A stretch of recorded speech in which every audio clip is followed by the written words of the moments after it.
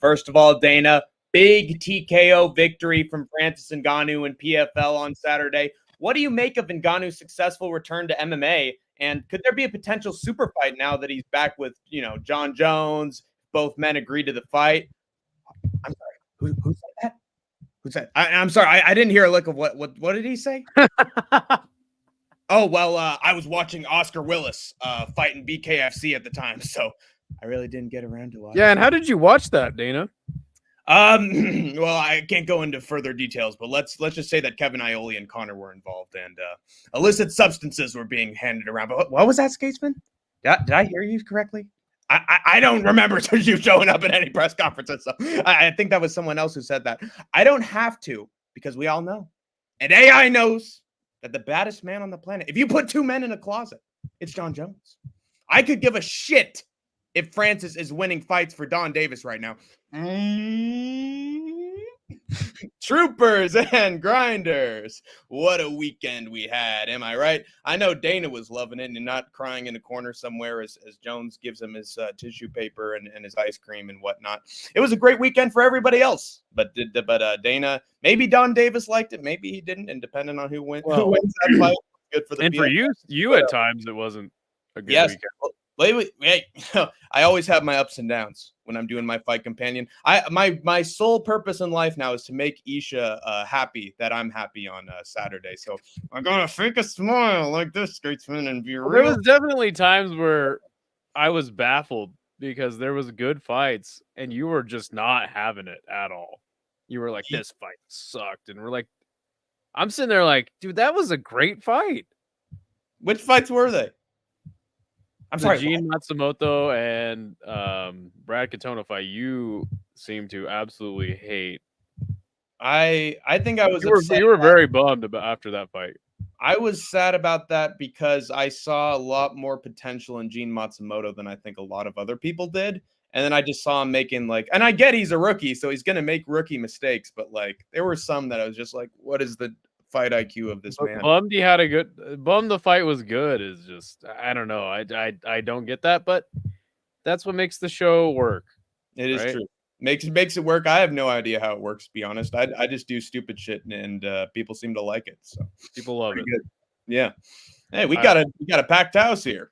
I was getting a bunch of crap from a guy because you weren't on any of the Rise fight companion. He was very upset. Wow. Well, I'm sorry to hear it, man. And I was like, yeah, it's because you're 12, and he is 12, I think. Irish Animal. Oh yeah. Mm-hmm. Yeah. You don't have to pay that one any mind, just like Dana doesn't pay any mind to certain press reporters. What's up, Parrot? Available for children's birthday parties. Joker better than Joaquin Phoenix. Oh, hands down. What's up, hey girl? Certainly in the sequel. Thanks for the stream last night. Helped me fall asleep. Wow, what a backhanded compliment. Yeah, no. It was extremely early in the morning, so I take it as a compliment. There was literally two good fights, and then they were both at victim weight, flyweight. Oh, okay. Hey, what's up, chummy boy? Good to see you. Sorry, Sanchai didn't fight. We'll talk about that a little bit. Because there was Johnson and Sumo Derji, and that was a good fight. And then there was one more. What flyweight fight was that? We'll get into the UFC coverage pretty heavy here later. I thought that the card was pretty good though. Mm-hmm. All right. Well, I thought a lot of the MMA that I watched on Saturday was good, and apparently a bunch of the kickboxing and Muay Thai was good too. So solid weekend overall.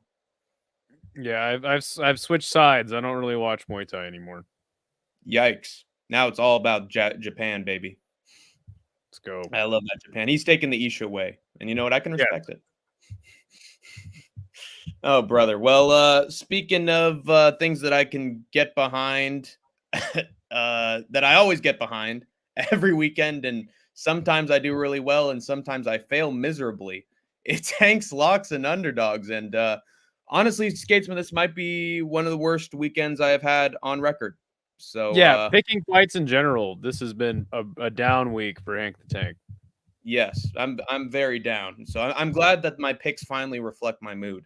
And we had Mira Fazal Akhmatov taking on Scotty Stockman in the co-main event. One of the few picks from Hank the Tank on regional MMA that I got right. Instead of round 1 KO, though, it was a round 1 submission. Aguantov just beat the shit out of Stockman against the cage, just bullied him, son.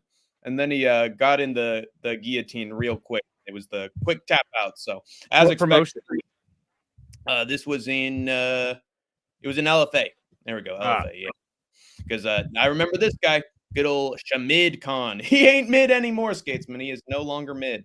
Shamid Khan Magomedov. Can you believe I picked against this guy, Skatesman? I mean, look at that Robin black hair and that eyeliner. And that I don't know. hair. I really thought he'd get it done, but yeah, unfortunately, he was just fucking brutal in there against Alfonso Lavia and just hit him with the big right hand. Down he went and hit him with a big left hand and fucking flatlined him. So yeah, get ready. This is the scariest interim MMA champion on the planet right now. now. Change his name to Alfonso Labia. Yeah, that is good one, Skatesman. And this guy is Shagud Khan. So good for him. And that's it for LFA. And then I had Gummy Boy says, damn, what a shit show yesterday at Thai Fight. So yeah, I guess it's a good time to talk about it now. And Show Me Boy, did they give an official reason why Saenchai didn't fight? So what happened on Thai Fight was it's an outdoor venue. And there was a fucking monsoon going down. There was fights happening in the rain. Wow. Saenchai was supposed to headline the card, and they were like scooping out rain out of the ring with like clipboards and stuff. Jesus. He says they've all been cooked by the Thai fans as well. Yeah. Thai Fight got a lot of shit for this. So there was like a couple hours between fights. Maybe they only had a certain amount of broadcast time because I think the broadcast time was about the same as some of their. It was a little longer than some of their events, but nonetheless, scooping rain out of the fucking ring with clipboards, rolling over the same promos over and over and over again. And then eventually there were some fights that happened. But the man, the myth, the legend, Saenchai did not compete. And I'm curious if they've actually released an official statement because I haven't found one on why, and Saenchai hasn't released one on why he did not fight. I'm guessing it's broadcast, just didn't have time, and Saenchai's not going to fight. It's not broadcasts, but yeah, definitely a shit show for Thai Fight League. Yeah, reminds me of when Tribe Called Quest didn't show up when I waited for 2 hours at the very front for the concert and didn't show up. And people were raining fists. And they kept lighting up fireworks instead of getting on. They lost all the good fights. Wow. Did they tell me, did they release an official statement? Yeah. He says, it's all right, Hank. I think a lot of people had shit picks this week.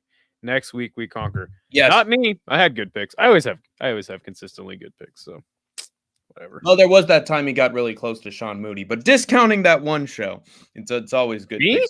Yes. I remember. Well, you mean when I was like 13th?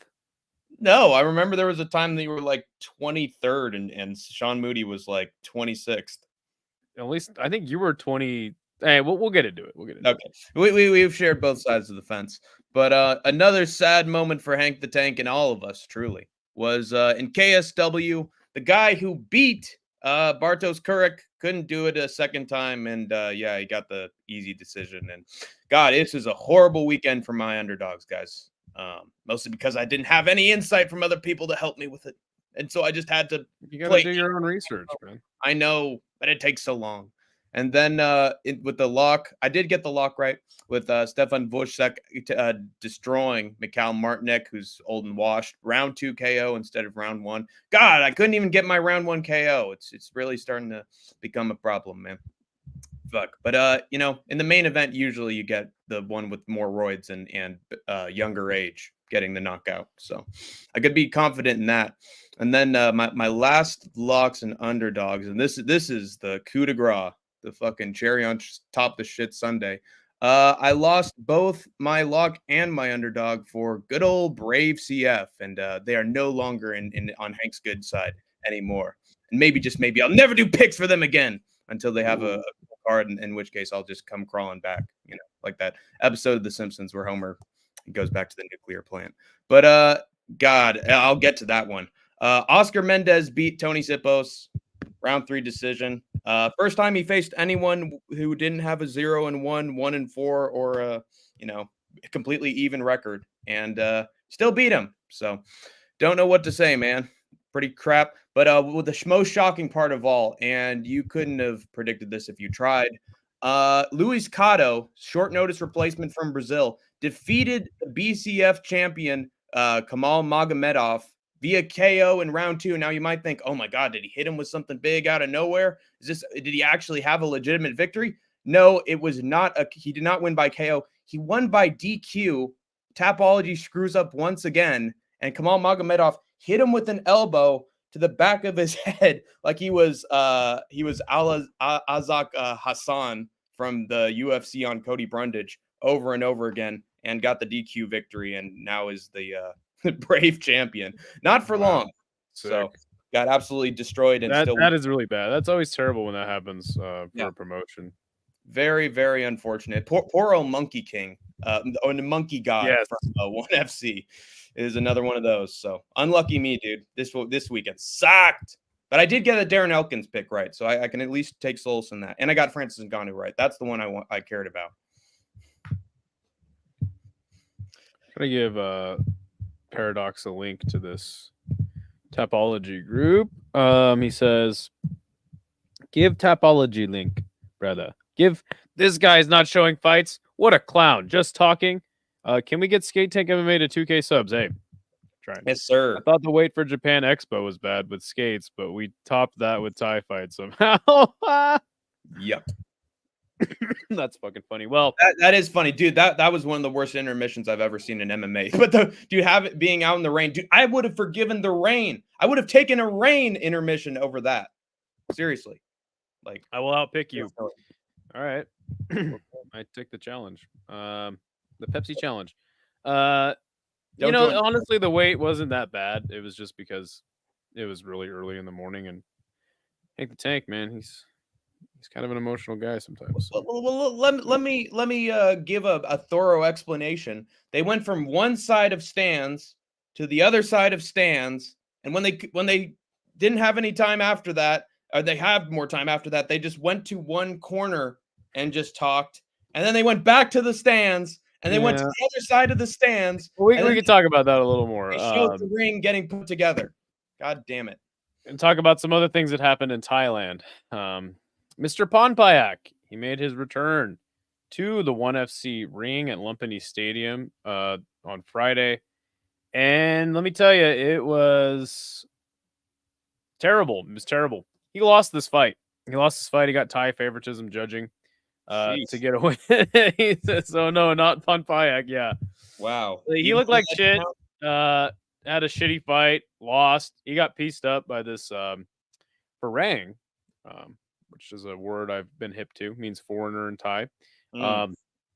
He got fucked up by this guy and won the decision somehow. Now, getting back in the ring is important after a long layoff, especially being imprisoned for a long sentence in Chatri jail. By the way, Chatri Jailhouse Blues is still going to come out someday. Yes, we need to sign the record deal. Yes, yeah, we got to get monetized first, and then we can release that song for you guys. But yeah, man, Ponpayak, dude, he looked like shit. Getting a win is good. Getting back in the ring is good. You can argue he had some ring rust, but Ponpayak back in 1FC, and there you go. But great. Yeah, he got a robbery decision, and it was sort of a bummer for Vitez. Vitez. He thought he was going to get a fair shake, and he did not.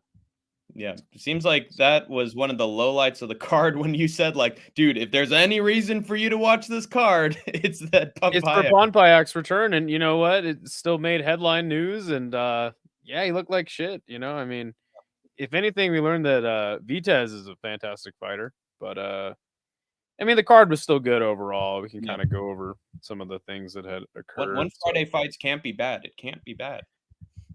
They had 2 MMA fights, one in a knockout decision, a DQ. Oh, fuck. I forgot about this. And you know what?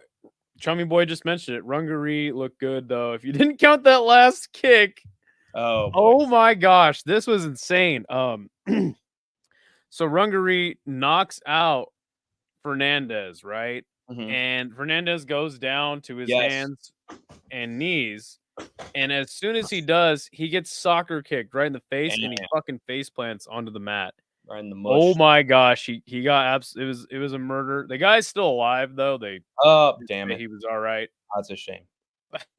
But he wins by disqualification. So definitely the two things of note. Or a DQ win in a robbery. Yeah, literally. Super Lex cousin, absolute legendary kick. Yeah. Says Isha. Hey, it's worth it. They'll be telling their kids about this one. Isha says it's his new favorite fighter. Oh my gosh. Good to Ace. see you, Isha. Yes, unfortunately, those are the two things of note to really happen. He'll be the one to change the one rule set. Decision. Decision. KO. Hey, there you go. KO. Oh, nice. Decision. Hey, I like it. Decision. KO in the main event. Decision. So that's better. Super One Ball. Friday Fights always delivers the goods, one way or another. If it's robbery decisions, if it's Robert Ketchup doing windmill punches. Yeah, but you know what was good though is that we finally learned what the line is at Lumpini Stadium, right? Samapech had a fight with a guy who they both did the same thing to each other. They knocked each other down and then kneed each other like while they were on the ground. And one championship was like, it's good, knockout win, and then in the next fight, Samapech did it to that guy. But when it comes to soccer kicks, let me tell you, Thailand does not play around with the soccer kicks. So now we know what gets you disqualified, at least. At least we're learning something about the promotion. I didn't know there were disqualifications. But yes, so we talked about Thai fight. Something else that did happen was our friend Tim Zhu. Our dearly departed friend, Tim Zhu. Yes, so he had a fight against Mirzatazliev, a guy I was unfamiliar with. Bakram. Did you watch this fight or the stoppage that was? I watched highlights. I don't know if I watched the stoppage, but I will look closely on Twitter for it while you're describing this fight and give you my audible reaction. So this wasn't a fight. This was a beatdown. Yeah, it was a slaughter. Straight up beatdown. Tim Zhu being dropped, I think, 4 times. And the referee, 3 times inside of the second round, he got dropped right at the end as well. And he was getting fucking just beat the hell up by this Mirzatazliev. And in the next round, he got knocked down again. And then the ref said, hey, you get knocked down one more time, we're calling it. And Bakram he didn't let off the gas. He kept going at Tim, and the towel got thrown in. So Tim Zhu, man, he loses a fight. I think that I gave him a pass after his loss to Sebastian Fundora because of just the big cut that was opened up to a headbutt. That was random, yeah. And he still kept fighting on, So I kind of gave him a pass, but shit, man, the career of Tim Zhu is certainly taking a left turn. Screeching halt. And I don't know, man. I mean, I don't know if he's ever going to recover from this, especially after what happened with Fundora. But we learned that Mirzatazliev is that dude at 154, and that's recognized with a belt now. So, and I'm looking at the highlights of that fight. It looks like Tim Zhu was just very prone to getting hit with that left hook over and over again. Like the guard was down, and then bam, it was so fast. Snapped him down, like sent him flying like twice, 4 times. So, yikes. So he's got to go to the Devin Haney school of learning to put your guard up and not let that hook come in. Yeah, man, it was bad. But again, this isn't a regional, continental America's, super belt. It was the actual. It was the world super belt. It was actually the IBF super welterweight title. So now we have a new champion at 154 pounds and an exciting one at that. You know what I'm saying? Yeah, beat the crap out of him. You'll love to see it. It's not pulling 100%. Is that the only highlight on that card? Because I remember looking through Tapology and there was like knockout, knockout, knockout, knockout. So Well, it was the only thing that I watched right. because literally the main event for the UFC ended, and then I flipped over to Tim Zoo and I just saw him get knocked down. Like literally, that's like how it happened, you know. So That's good timing. it was the only thing that I had seen from that card. What's up, Kings World? He says, "What's up, Skate? Horrible night yesterday for me. Lost a crazy amount of money, and I'm kind of in debt now. I put myself in a bad situation. Hey, look, man, that's why I don't gamble on fights, man. Gotta But get you out know of the what? betting game. You'll bounce back, my friend. You'll bounce back. Safe parlays. That's my advice to you. Safe parlays. That's how I lost a lot of money. I'd be like, I did really good a couple weeks doing like 3-fight parlays. Mm-hmm. And I was like, I am a genius. Let's do a 7-fight parlay. And then it would never go. Yeah. So. Take small victories. But it is good to see you, Kings World. I'm glad you're in here. Another thing that happened on Friday was we had the JMA Expo, which Hank the Tank valiantly attempted to battle through. Oh, SS Jackson. What's up, bro? We just talked about Tim Zoo. Give us your thoughts on like who should be next for him. But good to see you, my brother, nonetheless. We had the JMA Expo. Our friend Hank the Tank, he tried to battle through it. This was a interesting card, to say the least. It was, I enjoyed the action. It was a circus, and I enjoyed the circus aspects of it. Yes, it was indeed a circus. We started out the night with he says, I always learn more about how to not be as retarded gambling when it's too late. Yeah, for sure. You gotta scan for retardation. So we started out with some quintet, which is basically Japanese jiu-jitsu rules. We had some quick chokes in round 1. Or there's only one round, sorry. They're 8 minutes. 2 minutes in, we had 2 good chokes. Let's see. We then got into some.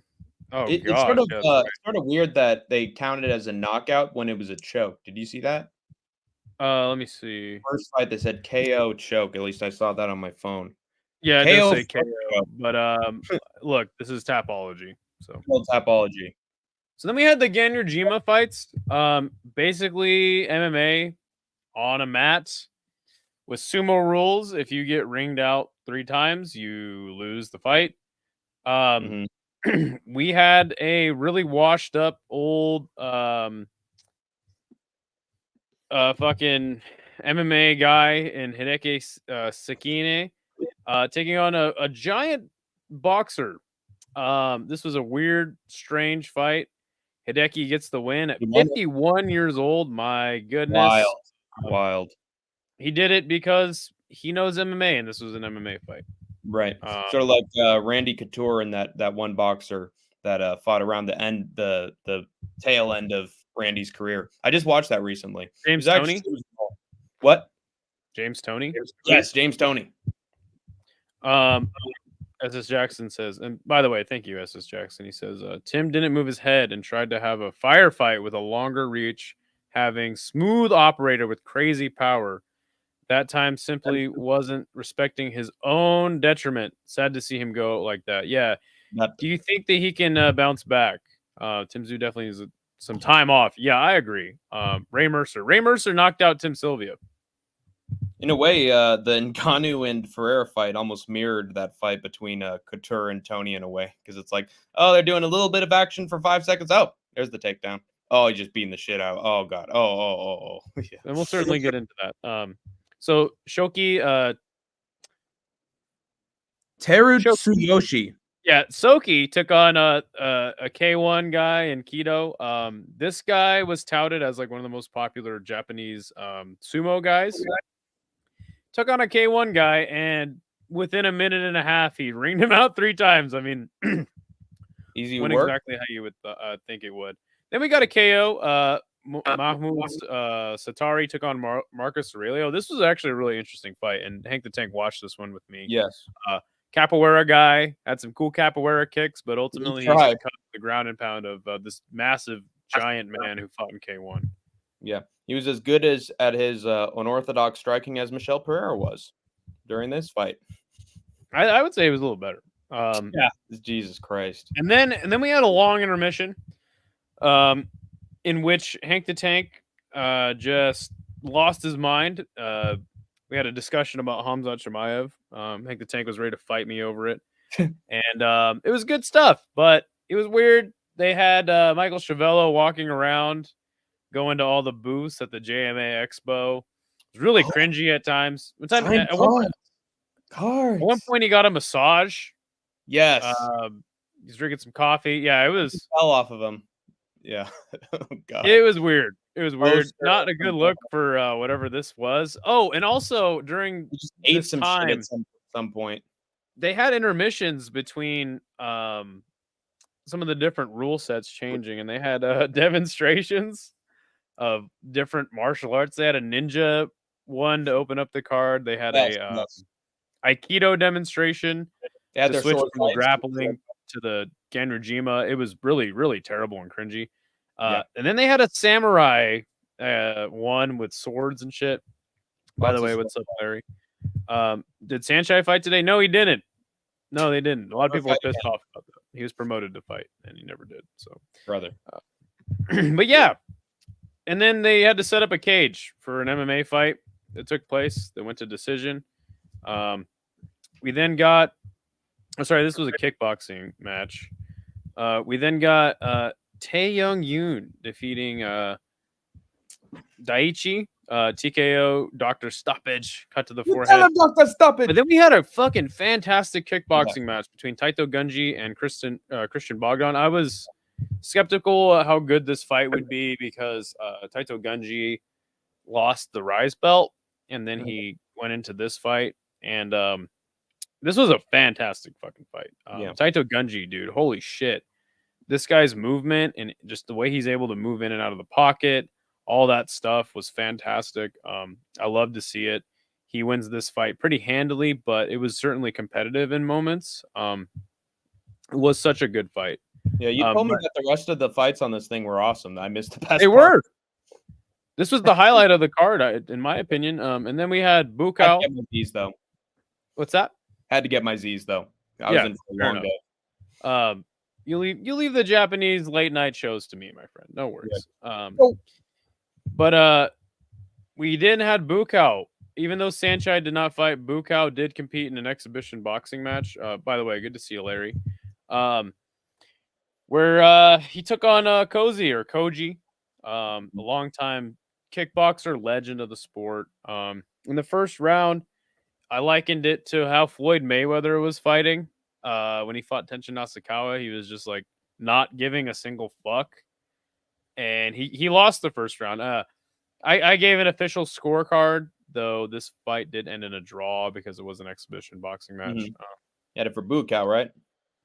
Well, I'm getting to that. So he drops the first round by doing absolutely fuck all. But then in the second round, he just beat the shit out of Koji. And well into the third round, Koji was fighting back. He was hanging in there, man. He was really trying to hurt Bukaw. Bukaw is a fucking exceptional, just combat mind. Yeah, rolling with shots, defensively sound, but still walking down Cozy for most of the fight. 42 years old, just beating the absolute dog shit out of Cozy, who had no hope and no prayer in this fight. He won the fight handily. I truly believe, given one or two more rounds, he would have knocked Cozy out cold. 100%. Fucking Bukaw, man. He could have been a boxer. Yeah. My question for you, Skatesman, is has Bukaw dealt with this size of glove before in any of his fights? Yeah, all the K1 kickboxing gloves, all of his kickboxing matches, and probably even Muay Thai matches were this size of glove. Gotcha. Do you think he would have had a worse chance if he'd have had bigger, more like traditional boxing gloves in this, or would that not have made as much a difference since the skill gap was? They were the same size gloves, bro. Yeah. Nice. Oh, well, you're talking about Cozy? Yes. No, he just doesn't have enough power to beat a guy like Bukaw in a boxing match. 42 years old, he still got that power. If Cozy would have been able to kick maybe he would have had enough power to knock out Bukaw, but dude, Bukaw would have probably knocked him out Yeah. even faster. If it was a kickboxing match, I mean, Yeah. to be totally fair. I rewatched your reaction because I wanted to see how the fight transpired. Because even though we're looking at the results on Tapology right now, they never give you the instant results right after these more minor events wrap up. And I just heard from you that he was like uppercut from Bukaw. Oh, left and right cross, hit the uppercut again. Damn, there's the uppercut. Yeah, Hitting him with a million uppercuts, taking dude, that it was shoulders. a masterclass in boxing from Bukaw, and I truly believe if he would have actually had that boxing match with Manny Pacquiao, if it was a legit boxing match, which we already know it wouldn't have been, he would have knocked out Manny Pacquiao. Like, I know that's crazy to say, but it's like, dude, Bukaw smokes Manny, and he could literally be a boxer at this stage in his career. It's fucking crazy to see Bukaw still impressing at this point in his career. I mean, he just knocked out Minoru Kimura, you know? So, yes. Overall, the event was a circus, as you had said. Right. A fun circus. That's 100% accurate. But, man, it was cool to see the kickboxing matches that happened. Taito Gunji is definitely a guy I'm now put on to. Fantastic kickboxer. Probably not going to knock anybody out, but just such a good, just technical kickboxer. Yeah. And then speaking of kickboxing, my question for you is: have you ever seen someone get knocked out in an exhibition boxing match that would otherwise go to a draw? I think so. It doesn't ring a bell right now. I'm not sure. Yeah. So I've never even considered the prospect of somebody getting knocked out in an exhibition boxing match. I'm sure it's happened though. Like, was it with Floyd and somebody? Might have been with Floyd. Oh yeah, wasn't the Tenshin Nasukawa fight an exhibition boxing match, and Floyd just went in there and knocked him out in like 40 seconds? Yeah, so that's it. That's what I'm thinking of. Nice.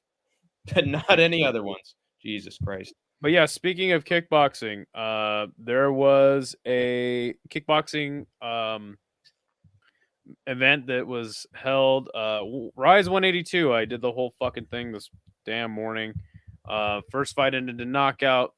The towel was thrown in. These two fights ended in draws, though they were great fights. It was weird because I thought that after a draw they went to the extra round, but on these two they didn't, which is weird. You then had two men named Ryu have a good fight. Takahashi and Inoue had a pretty decent fight.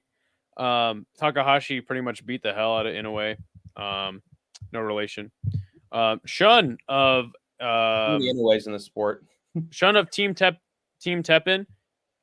This is a weird fight because he would knock down Kenichi, and then Kenichi would just like come back and beat the hell out of him. Ooh, and then he would knock him down, and then Kenichi would beat the hell out of him. Like, I'm talking flurries, I'm talking like 10 punch combos, kicks, knees, uppercuts, like everything. But he won the fight because he knocked him down, like more times than he, I don't know. It was really strange to see Shun get a win, but like look so bad, at the same time. Yeah. But knockdowns are all that matters in kickboxing. Suffered from success. There you go. Yeah, and then we had two terrible fights, but I have a theory why. These were at the middleweight division. Yeah, sucks. And these fights were absolutely shit. Both these fights were terrible. This one did end in a right hook. This was a really terrible fight, but then you can see with 5 minutes left in the fucking fight, Sanekata just finds the knockout. Like, it was so awesome, like hey, give him the BMF belt, give him the 600. Right, it was so sick because you're like, dude, this fight sucks. I wish it would just end. And then 5 seconds left, he fucking knocks out Taichi fucking cold. That actually reminds me of that. I think it was like the first or second Contender Series week with that one, like I think his name was like Polyev, the Russian, and I was like, God, this dude can't throw a punch to save his fucking life. He's got no power. He has no technique. And then at the very end, left hook, down he goes. Hey, let me in. And Dana's like, I love everything about this kid. Perfect, flawless performance. We don't let 30-year-olds in, but I love you, kid. Get over here. Well, then we got a classic case of the fucking Japanese judges not liking the farang that comes in. We had this guy Samo. Boo! He won this fight. They called it a draw. They went to the extra round, and by that time, Moto Yak. God, I went through all this last night. Moto Yasuk. Yeah, that guy. He was completely gassed and he got his ass whooped. So Let's go foreigner. we then had Yuya defeating a mustache man in Miyagi. Oh my gosh! Then we had a super fight. So Arena Kobayashi is actually the Rise champion, but they do this thing where they have super fights where like the belt's not on the line and they just bring somebody in for them to beat up. Super weird. She beat the hell out of this poor Korean woman. This Korean woman had no chance and no head movement. She got just her brain knocked around. It was actually head movement though. Head movement. She had a huge hematoma develop on her forehead. Surprised they didn't stop it. But in the main event, you had Yasumoto becoming the new Rise champion. He defeated Monguchi. This fight was absolutely just a fucking straight up war. Fantastic fucking fight that ended in decision. But nonetheless, dude, I'm hooked on Japanese kickboxing. This fight was fucking fantastic. So back and forth.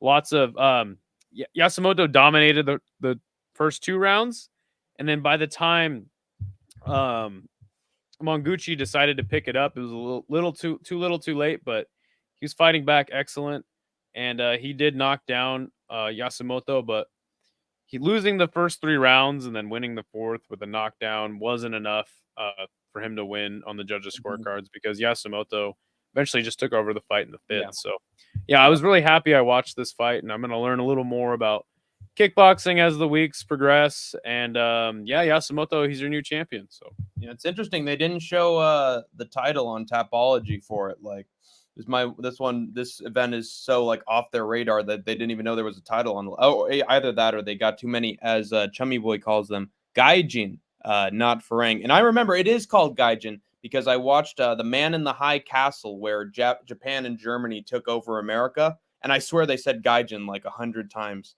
per episode, and in Shogun as well. So that is a common term for foreigner. Gotcha. Well, that's exactly it. And there's not really a good way to find the results other than Tapology. So at least they give us that. But yes, Tapology sucks. Stinks. I mean, they have a lot of shit to cover. So hey, they're better than SureDog at the very least. But again, like it's like beating Sean Miller. That's a must. Because I have looked for shows that they have shown instantly with results on Tapology, and I swear I don't see them from SureDog for like 4 days. I don't even see certain events, so they have no actual like database. It's non-existent. So or it's now all get into probably the most headline card and biggest news card of the weekend, which was PFL. Yeah, I got that. I got all the results for this one because I picked every single fight. Well, how about I pull up the card and we can talk about sure. Sounds good. The fights that you picked, and we can talk about some other things as well. Sounds good. There's definitely some things that I thought were very interesting that had occurred on this card. Yeah, including some fights that I don't think people expected to be so memorable or shocking in their results. I agree. Hold on, let me expand all really quick. But yeah, I guess what did you think about this card overall? I honestly think it was a 2-fight show. Like what I remember is McKee and Hughes, and then Ngannou and Ferreira, and a lot of the. I mean, Cyborg versus. I was going to say that fight was great. Had his fun rounds as well. So I think there were three fights that were memorable, and then there were no knockouts except for the main event. You could say the same thing for the UFC show as well. So, dude, we did not have a lot of brain damage. All of it went to Renan Ferreira. He got all the brain damage this week. One championship had some knockouts. I think LFA did as well. Yes. There was only a few on Rise, but yeah. In terms of the big 2 on Saturday, not a lot. Yeah. That's why you watch regional MMA. But do you want me to go through this first fight? Yeah, whatever you want to talk about. Yeah, so basically, I have 2 accounts for Tapology, and I reserve my locks for one account, and then the one I have for Skate Tank Hank, I do like every single pick. And I accidentally picked this as a lock on my other account, and I shouldn't have, because we had a very surprising result in this one. Ismail was expected to just out-grapple, bend a dude. He wasn't that heavy a favorite, but people were like, yeah, he's obviously the better wrestler than this guy. Showing up on short notice, he'll get it done pretty handily. And that was how most of the fight went. In rounds 1 and 2, I scored a 10-9 for Ismail. But then, out of fucking nowhere, pulled a Silva, big triangle choke, wrapped it around, and he tapped rather quickly. So absolutely no lead up to it. It's what would have happened if Ferreira was able to complete that triangle on Ngannou. So a little prelude to the big scare in the main event. And then we had the second fight with Ibragimov. He had nothing to brag about with this fight against Nacho Campos. Looked pretty mid in there. Both men did. Like when Campos actually had space, he looked sloppy and he wasn't hitting Ibragimov with that many shots. Yeah, minus 1,200, big favorite. Didn't look like it at all. Just like tried to lean on him, as Bill Withers said, and then eventually got the takedown. And he's just one of those wrestlers, dude, who really can't find a submission to save his life or get an advantageous position where he can batter his opponent. He's sort of like Brendan Allen, where he's like stuck there. He's stuck there, and I can't move too much, so I'll just keep him there, and I'll use my pressure. So like, hope he gets slept. That's all I'll say. And then we had Makasharap Zainikov against Dedrick Sanders. God, I expected Sanders to have a little more offense here since he won his last fight by round 1 KO in his debut, and I believe he was a heavy underdog in that fight. And then he was also a moderate underdog going into this fight, but he just had no room to breathe. And when he did, he was gassed. I sort of actually like thinking about the two fights. It's like sort of like Pereira, where it's like, oh man, now he's finally loose. Oh, he can't do anything. He's gassed to all hell. And now the Russian is just going to get him down again and beat the shit out of him on the ground. It's like poor Dedrick, man. He got fed to a monster, and hopefully he can bounce back and get a good KO because it seems like he has good power and technique. But so this is when I started watching the card. Was the Stotts fight? Stotts heading into this fight was a minus 600 favorite. I thought Marcos Breno was going to beat Rafion Stotts. He hurt Rafion Stotts multiple times in the first round. It was kind of shocking to see Stotts just look like absolute dog shit. And it just kind of proves that, like, the close match with Danny Sabatello, I think, is pretty prophetic. And the rematch going largely the same. Like, neither of those guys really can strike very well. And when they go up against Sergio Pettis, they get fucked up, you know? So it's just kind of weird. I mean, Marcos Breno, he looked good, was beating the shit out of Stotts. Stotts was definitely on his way to lose. And then he just finds a way to get that rear naked choke in 3 minutes of the third round. Yeah. You get very clutch takedown at the very end from Rafion Stotts, and that's what won him the whole thing. I was just impressed at his ability to just keep on the back and like really push until he finally found the neck. So big effort from Rafion Stotts. But that first round where Breno was just boom, left hand, right hook, uppercut, he had no striking defense. That was so shocking. But I should have watched more Rafion Stotts before this. And honestly, I agree with what you said, Skatespin, where like if he doesn't get the takedowns, he's in trouble. And that actually defined a lot of these fights on PFL, including one of the big upsets. So yeah, this fight, wow, holy shit! We previewed this fight and just going like, I don't know a lot about Paul Hughes, but AJ McKee, one of the better fighters outside of the UFC. I don't think that's unfair to say. And we both picked him to win, and we were both totally wrong, man. Paul Hughes is that fucking dude. And you can see our reaction isn't like, oh, AJ lost, fuck, it sucks. No, dude. Like I was really happy that we learned that Paul Hughes is legit. He's a fucking animal. He's got everything, dude. He's got striking. He's got sick knees. He's got good grappling. That's really the only place where AJ McKee was able to shine in this whole fight, in my opinion, was the times that he did take Paul Hughes down and was able to do some work on the ground, but he wasn't able to do anything with it. Paul Hughes beat the absolute dog shit out of AJ McKee for 15 minutes of this fight, and it was largely uncompetitive. I learned a lot about Paul Hughes. For him to be able to look that good against a guy like AJ McKee, holy shit. A lot of people calling AJ McKee like a bum and stuff after this. That's bullshit, dude. I think he just ran into those people don't even know who AJ McKee is. What's that? Those people don't even know who AJ McKee is. They don't even know his track record. How can you call him a bum after his championship history? Right. But yeah, people were saying that this guy is a new great Irish prospect that we haven't seen in a while. And that's a good thing, man. It's good to see it. The Irish MMA fan base is fucking rabid. So you need someone to pique their interest who's not, gonna pull out of a fight because he injured his toe. And I recall I was watching the first fight of UFC Fight Night while this was going on, and I was so angry that Austin Lane was just right. You weren't even able to enjoy Paul Hughes. Yeah, and that's just such a victory. Crying fucking shame, dude. I should have been paying attention to this as soon as Lane got the takedown on Despain. I should have been like, okay, I'm tuning out. I'm watching Hughes versus McKee. But unfortunately, I had to simulcast Skatesman, so put a bad taste in my mouth during this, which it shouldn't have. So that's all. That's all your thoughts on the fight? Yeah, pretty much. Paul Hughes had some great accurate striking. Wow.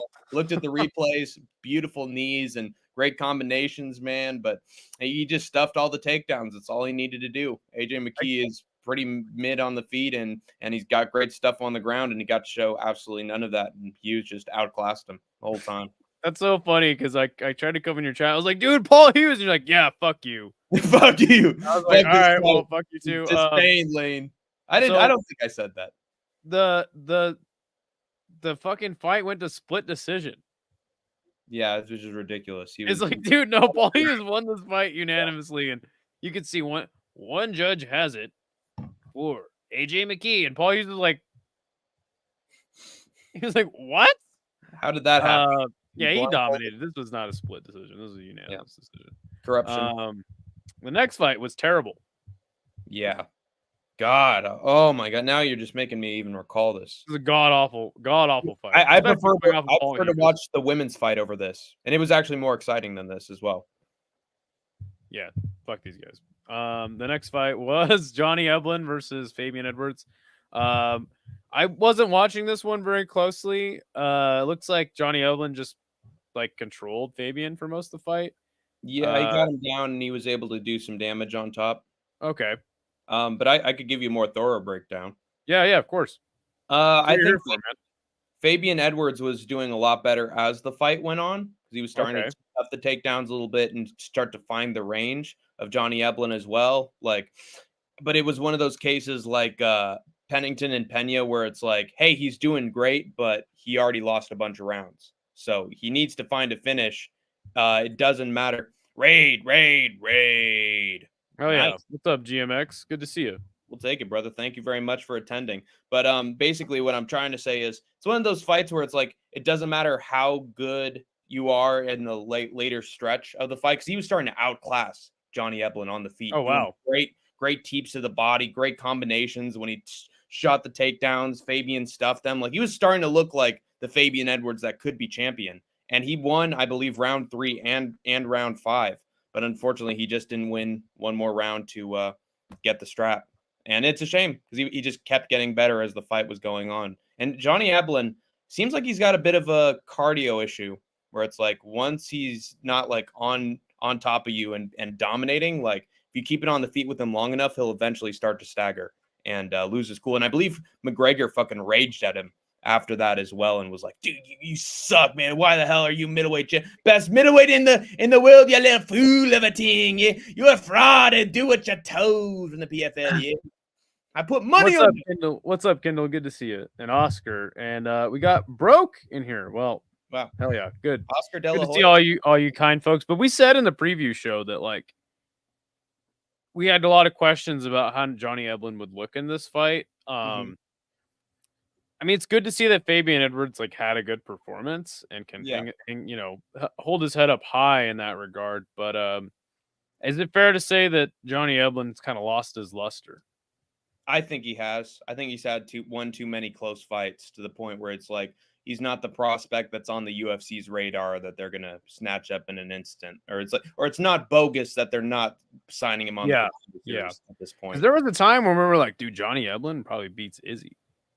Yeah, I remember. Not anymore. Discussions about that, at the time when he was coming up. So yeah, given Edwards. I mean, it kind of sucks because you know, I think that Johnny Eblen just kind of hasn't been training the way that he used to, like on the come Really? up. I mean, and at the time there was when he beat Gegard, I think his teammate Austin Vanderford, who was Paige Van Zandt's husband, was like he had an incredible win streak as well, and then whoever they were training with also had a good win streak. So like the camp, and the camp as a whole was like had a fantastic record. So Mm-hmm. I just think he's not that same dude that was on the come up. And I used the Marvin Hagler line. It's like Right. hard to wake up and train every day, run every day at 5 a.m. when you're sleeping in silk sheets. And again, Johnny Eblen, not like, the richest fucking fighter in the world or anything like that, but The champion in Bellator, though. yeah, well, but still, I mean, he's getting paid a good purse. He's made it to the top of the sport, as high as you can climb, outside of the UFC. And I think that he's just starting to lose his luster. He does get this done. Was it a fair decision? I think it was because I already had Eblen up on the scorecards 3 rounds. Here we go. Isha says he didn't train and still beat Fabian. Yeah. I was eating steaks and drinking beer in Brazil, and they called me up on short notice, my brother. But you think Fabian actually looked good, though? So you think he actually made improvements? Now he's allowed to get another crappy contender that can make it a number 1 contenders fight so that he can fight Eblen again. So, yay, good for Fabian. We then had Chris Cyborg for the PFL featherweight super fights champion. What is this, boxing? This was a good fight. I like this fight a lot. Chris Cyborg got beat the hell up in the first round. Opened up some cuts on her face. Yeah, her face was swollen as shit at the end of the first round. Enough to I think it carried into the last 4 rounds. But in my opinion, Chris Cyborg won every single round after that. I think the rounds were close at times, but Chris Cyborg largely dominated the action from my eye. Larissa Pacheco, though, man, holy shit, she's a fantastic fighter. She held her own against Chris Cyborg and didn't get knocked out, but the wrestling, Chris Cyborg mixing in the wrestling and along with the striking, she proved why, man. She is one of the best female fighters to ever do it. Yep. I'm glad we got that literally one of the best 2 female fighters ever do. I mean, really, it's Amanda and her and nobody else. Absolutely. And that's why it was so cool when they had the big super fight between each other, because they were both badasses in the UFC going into that fight. And Nunes didn't even make it close, which just shows how different Nunes was at the time. But yeah, Pacheco was doing well at first. She got that big cut. She was getting the better of the scrambles sometimes, and that's what kept her in it. But then when I was really watching, like what I saw was Pacheco like pressuring forward and then like backing up a little bit against Cyborg. I think she was starting to feel the power of Cyborg. So she's starting to get hesitant in throwing strikes during exchanges. And then she kept getting caught and taken down by Cyborg and just got the hell beaten out of her at the end of the fight. So good shit for Chris Cyborg. She is a cyborg. It is hard to put her away, even with that great, because she's got the metal skull underneath all the fucking damage, We got a bunch of comments. I guess we can talk about it now, but it's like, go ahead and read some comments and I'll bring this up to you. All right. I'm in better shape than Eblen, and he won 4-1 in my opinion. Yeah, even on a bad day, Johnny Eblen still got it done. But he's going to get fraud checked, in my opinion, Isha. If he runs across the right middleweight, I think he is going to get beaten by decision. Fabian is Wish Leon. Yes, but he still ended up looking good at the end of the fight. So I mean, he's Leon's brother, dude. Like, yeah, he's Wish Leon. He's a little bit technical, Fucking sick fight between 2 badass women. I agree. Vietnamese style agrees, apparently. Poha! Yeah, 2 badass Brazilians. How many times am I going to say badass in this stream? Cyborg got them bad cuts, but she won 4 rounds to me, brother. So he's got the same opinion as you. I thought Fabian won. Interesting take from Paradox of Chat. Unfortunately, I don't think Edwards won any rounds before round 3, which is unfortunate. Because he's British. Yes. Pacheco, that's an interesting spelling, taking those shots in round 1 and round 4. Yeah. In round 4 especially, she looked like she was just a victim in there. Like she would not throw a punch. But I didn't watch the fight, to be fair. Yes. Yeah. Well, you got to root for a fellow UK man. Even he's Leon Edwards' brother. He had to have won. You a beast of burden. Poha! He's tapping into his full Brazilian ass. I'm Chinese Jamaican, actually. Nice. Don't let him bully your son. Fabian Edwards won, son. You're a Jamaican man. That's no chill. Corralho, these women put on a show. Yes, sir. Cyborg fought so well. She did. She always fights well. Pacheco fought like the brute bitch that we love. Isha's in love with these two women. I rewatched it. Fucking awesome. I'm going to have to it was a good fight. review. So I guess I want to bring up to you, it's like, even though Amanda knocked out Cyborg, you can argue that Cyborg could be the GOAT just longevity wise. Yeah. It'll be like the long game, like DJ, where he wins a bunch of stuff in one, and then it's the point. Okay, he's beaten literally everybody they've thrown at him. So you can't say he's not the best now. Right. I don't think that that's an unfair argument to pose. Like, who's actually better, Amanda or Cyborg? Mm-hmm. I mean, obviously, head to head, Cyborg did win. Yeah. But when you talk about who had the better career, like in general, and yeah, I think Vietnamese style makes a fantastic point. I would bet on Cyborg in a rematch with Nunes. There you go, man. It's like, even though Cyborg did get knocked out by her, it was some years ago. Mm-hmm. I think that a fight between them now would be fantastic.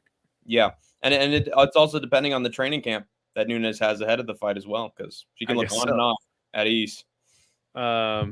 He says he heard a lot of people said that Pacheco was robbed. I heard that a lot too in the instant reaction. She was not. The problem with that, in my opinion, is like I said, is like the rounds were close. I'm not debating that. But at the end of the day, like Cyborg just did more damage in those rounds. So the fight was not close, for that reason. I don't even think you could really make a case that Pacheco won, in my opinion.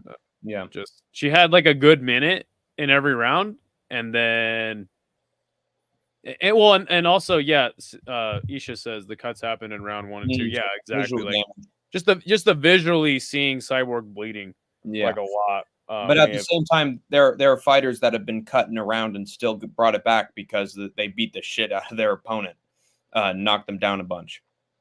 So, I mean, but if you listen to Dominic Cruz, if you get cut in a fight, you lose the fight instantly, right? Yeah, exactly. Anyway, good on the referee for waiting and being patient and then stepping in when it was appropriate. The next fight was for the PFL Super Fights heavyweight champion, Francis Ngannou.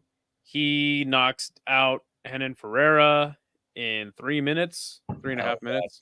The fight started out with, I mean, very rarely do I get this feeling of like the big fight feeling, right? Where you're nervous, your heart's going, you're like, shit, I am excited for this. This fight gave me that feeling. Did you have the same feeling? Yeah, absolutely. And a little bit of nerves given that in what Ngannou's state was and that he lost his kid before the fight. And so like I really wanted him to win going in. But then I was hearing arguments from all sorts of MMA media guys and predictors. Oh, is he going to be right to get back into MMA? Is he going to have the thoughts of the last couple months on the brain? Ooh, Renan Ferreira, he's tough, dude. He'll knock you out in a second.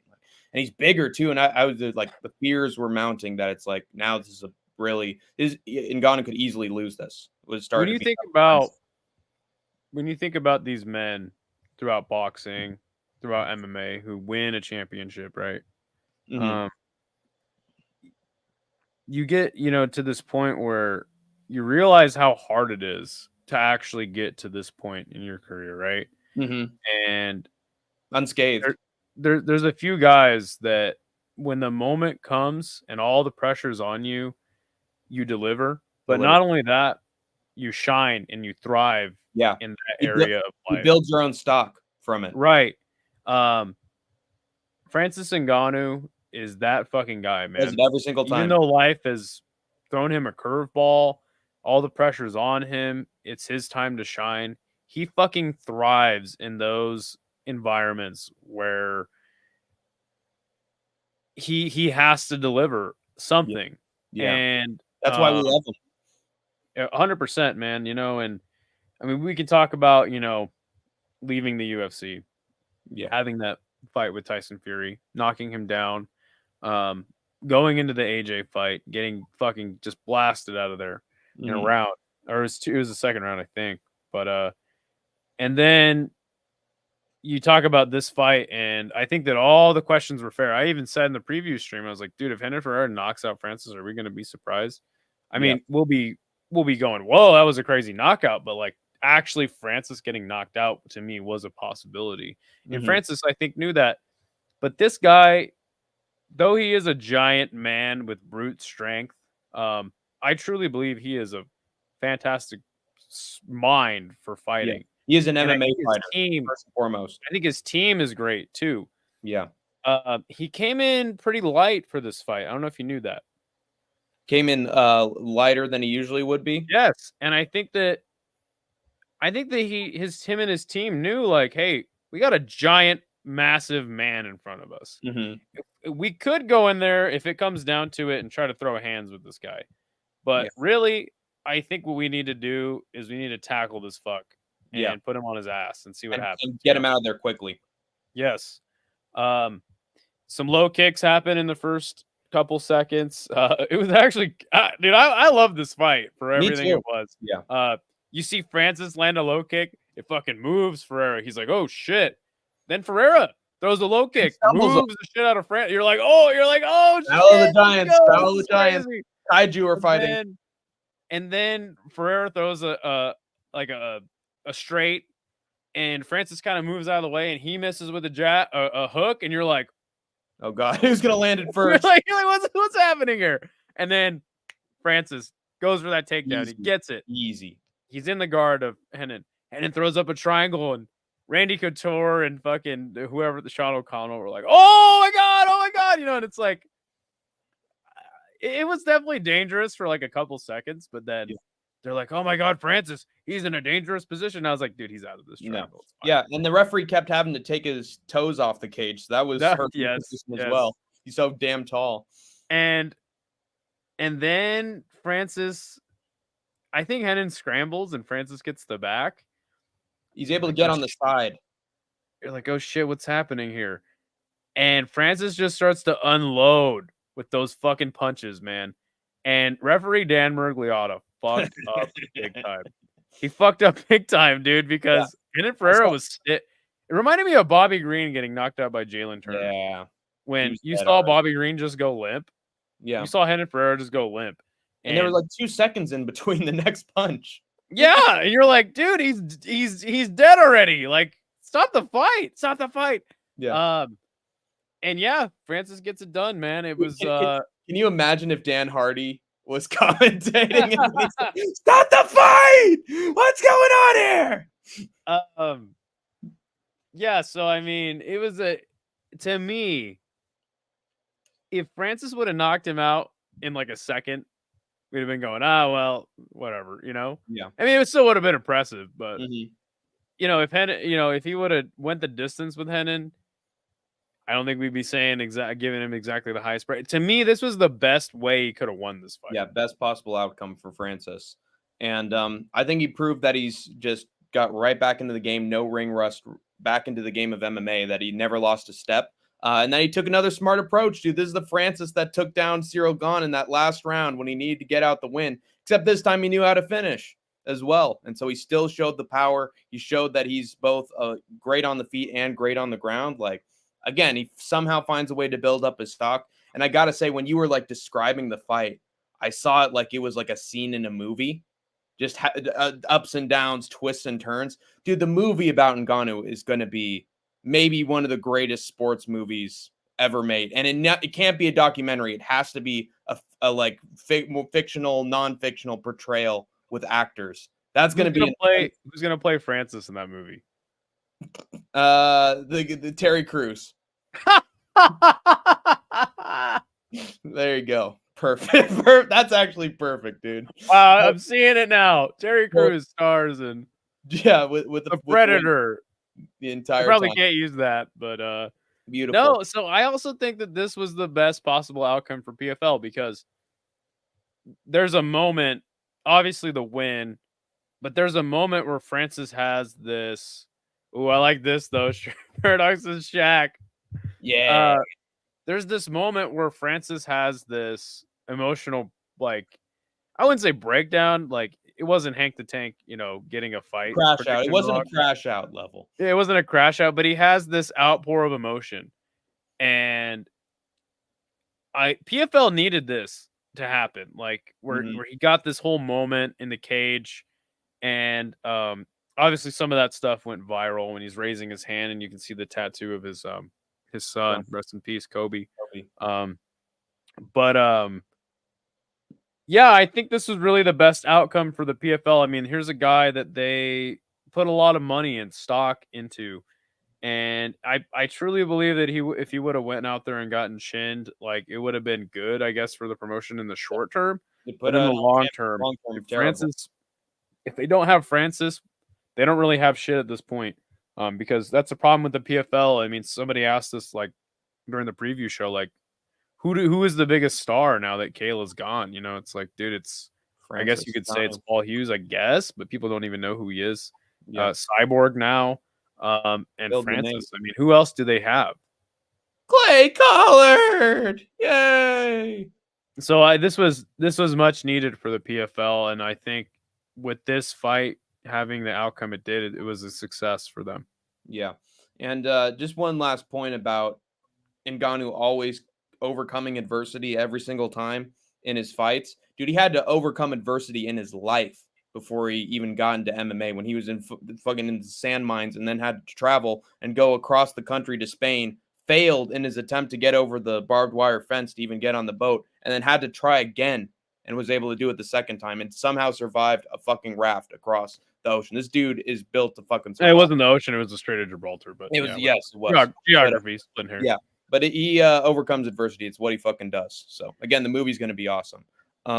Let's read some comments. So the damage argument came from a small fraction of the fight. Yeah, and people like to look at the highlights, especially in women's fights. Pacheco got rocked so many times. Yeah, and that's why she clearly lost. 9 out of 10 out of women go to sleep in round 1 by those Cyborg shots. That's what happened to Kat Zingano, which is why I picked Cyborg by knockout. Pacheco's built different. Yes, sir. She's built like a man. Francis completely destroyed him. He performed so well in every aspect, which is good for him. Ferreira missed on that one, and I think a lot of people forget, man. I think a lot of people forgot that fight he had with Cyril Gane, where he was able to get the takedowns, and everybody was imagining like, oh, somebody at war, who's going to get the better, Somebody mentioned that in the comments of Isha's fight companion. They were like, dude, he's going to wrestle like he did Cyril Gane. Yeah, he fucking called, and I called it too, where I said, like, dude, when he implements the takedowns, he can get him down and then hit him with a big shot when he's trying to get up. And that's what happened. And dude, like from the first seconds, I was like, shoot the takedown, Francis. What are you doing? Don't play with this man. Yeah. And then when he got the takedown, I fucking went crazy. So there you go. Ferreira missed on that one big right hand. Francis got the takedown right after. Yep. Shouldn't have given him time. Almost killed the Brazilian big boy, including and this might be the controversy part. I think it's going to get out of people's memory banks pretty soon, though. Lots of back of the head shots, apparently. Well, not a lot of it. Like the last 2 were like, yeah, okay, I mean, went off the back a little bit. He was turning his head at some points, but yeah, definitely some of those strikes were illegal. I blame Dan Mergliotta. Always blame Dan Mergliotta. Francis' life story is insane. In and out of the cage, truly a legend, will go down as a pro athlete legend, shines brighter than MMA. Yes, sir. In the same league as fucking Alex Pereira. Actually, no, to whatever he just said. Yeah, Francis taking it to the ground. I should have expected it, but I didn't. And then does good work to finish. I think the refs did a good job of letting Francis seal the deal. Now, one thing I am hoping for, Skatesman, is that eventually we have like a wrestler matchup for Ngannou, where it's like he has to strike with his fists and try to get that vintage, Francis KO. Because like secretly in my mind, Ryan Bader next for him. Yeah, Bader, let him have that big paycheck on the way out at host, Skatesman. It's the merciful thing to do for these aging vets, Skatesman. I like these types of finishes. Make sure he's 100% out, Mario Yamazaki. I was gonna say it was the resurrection of the spirit of Mario Yamazaki. Went up the nose of Dan Mergliotta. He's the type of ref I prefer. The sport has gotten too soft. People forget, man. It used to be hard, man. Shaq, no Diddy. Shaq will play Francis. Yes, sir. Connor could play Francis. he's not gonna play. He's not gonna play Francis because he had. It'd be like Lawrence Olivier in Othello, and he's all fucking blackface. Yeah, adopt me, mate. As Guru. Yeah. Oh God, but he wouldn't play Francis because he lost $500,000 on this fight, picking Ferreira to win. I called the Francis fight perfectly, as did we. Adopt me, mate. Hey, Chandler. So I guess the pressing question coming out of this fight is, who does Francis Ngannou fight next? And will it be in boxing, in MMA, or here's my suggestion. Kickboxing. He's got to fight Rico Verhoeven. Yeah, his training partner. It all makes sense now. He's not a training partner. They did train one time together. Training partner. I want Rico Verhoeven to fight Francis in PFL in an MMA fight. Rico Verhoeven has had an MMA fight before. I don't think Rico takes that, but if not, fucking throw Francis in a glory. Fucking collision, dude. Fuck Levy Riggers. Fuck him. He's not even that good. He's not going to beat Rico. Rico will probably beat Francis in a kickboxing match, but what are we doing? Yeah, I don't think a lot of people are excited for Ngannou versus Goltsov. I don't know if that's the most prestigious. Well, I think he's fighting Oleg Popov coming up. That'd be pretty fun. But that's the problem is like Rico or what's his name? Henan? I already forgetting his fucking name. Henan was the tournament champion. He was. So it's like, yes. Well, who the fuck's he gonna fight now? Another interesting fight that I had saw that I would be okay with is Vadim Nemkov. Yeah, he was a champion at one point, right? Well, he's in Bellator. He fought on their last was it that PFL versus Bellator shit? Yeah. And I think he even won the heavyweight championship on that card, if I'm not mistaken. No, I can't remember. Maybe he was the light heavyweight champion, but yeah, I'd be okay with Vadim Nemkov. I think that's probably the best fight to make inside of PFL. Is another Shamil, fight that was suggested was Deontay Wilder in boxing? I'm supportive of that. Really? Yeah, just because it's going to be a crazy fight, another big paycheck for Francis, who's going to knock the other guy out. It has to be a stand-up war, and I think Francis has a good chance of winning it too. The problem with that fight to me is Deontay Wilder is super washed. Yeah, that's why I'm not interested in that fight. Yeah, I'm not interested in that fight at all. Isn't Shamil Musayev heavyweight? You remember Musayev when he was knocked out? Oh shit! Oh, never mind. Well, but see, that's the thing is, it's like, well, who is he gonna fight? Johnny fucking heavyweight and fucking PFL? Like, come on, dude, you can't put Francis in there against just a dude. Yeah. Is he still like a representative of the PFL in his fights? Who? Francis. What do you mean? It's like, how does the PFL benefit from him? Like, how did they even benefit from him before he had his PFL fight? He was with them for like a while. That's what I'm trying to say is it's like, dude, they needed him to win and so we could.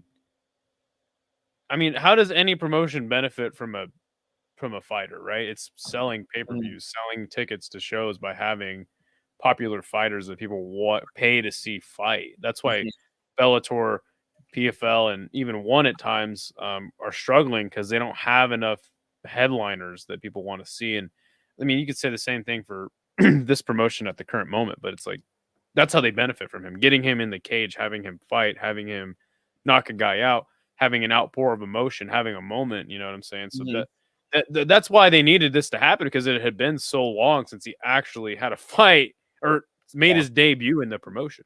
Right. Let's read some comments. Hindsight's 2020 docs. Shama. Anatoly Malikin says Vietnamese style. Malikin from ONE. What do you think of that? I mean, if they can even put it together, can they even put it together? Obviously, Isha, if he was here commenting, he would say Phil the Free. I love that fight too. Yeah. You just need somebody you can promote as, hey, this guy, fucking KSW Polish, fucking best heavyweight in Poland. You know what I'm saying? Best guy outside the UFC besides Francis. best heavyweights. This fucking guy filled the free.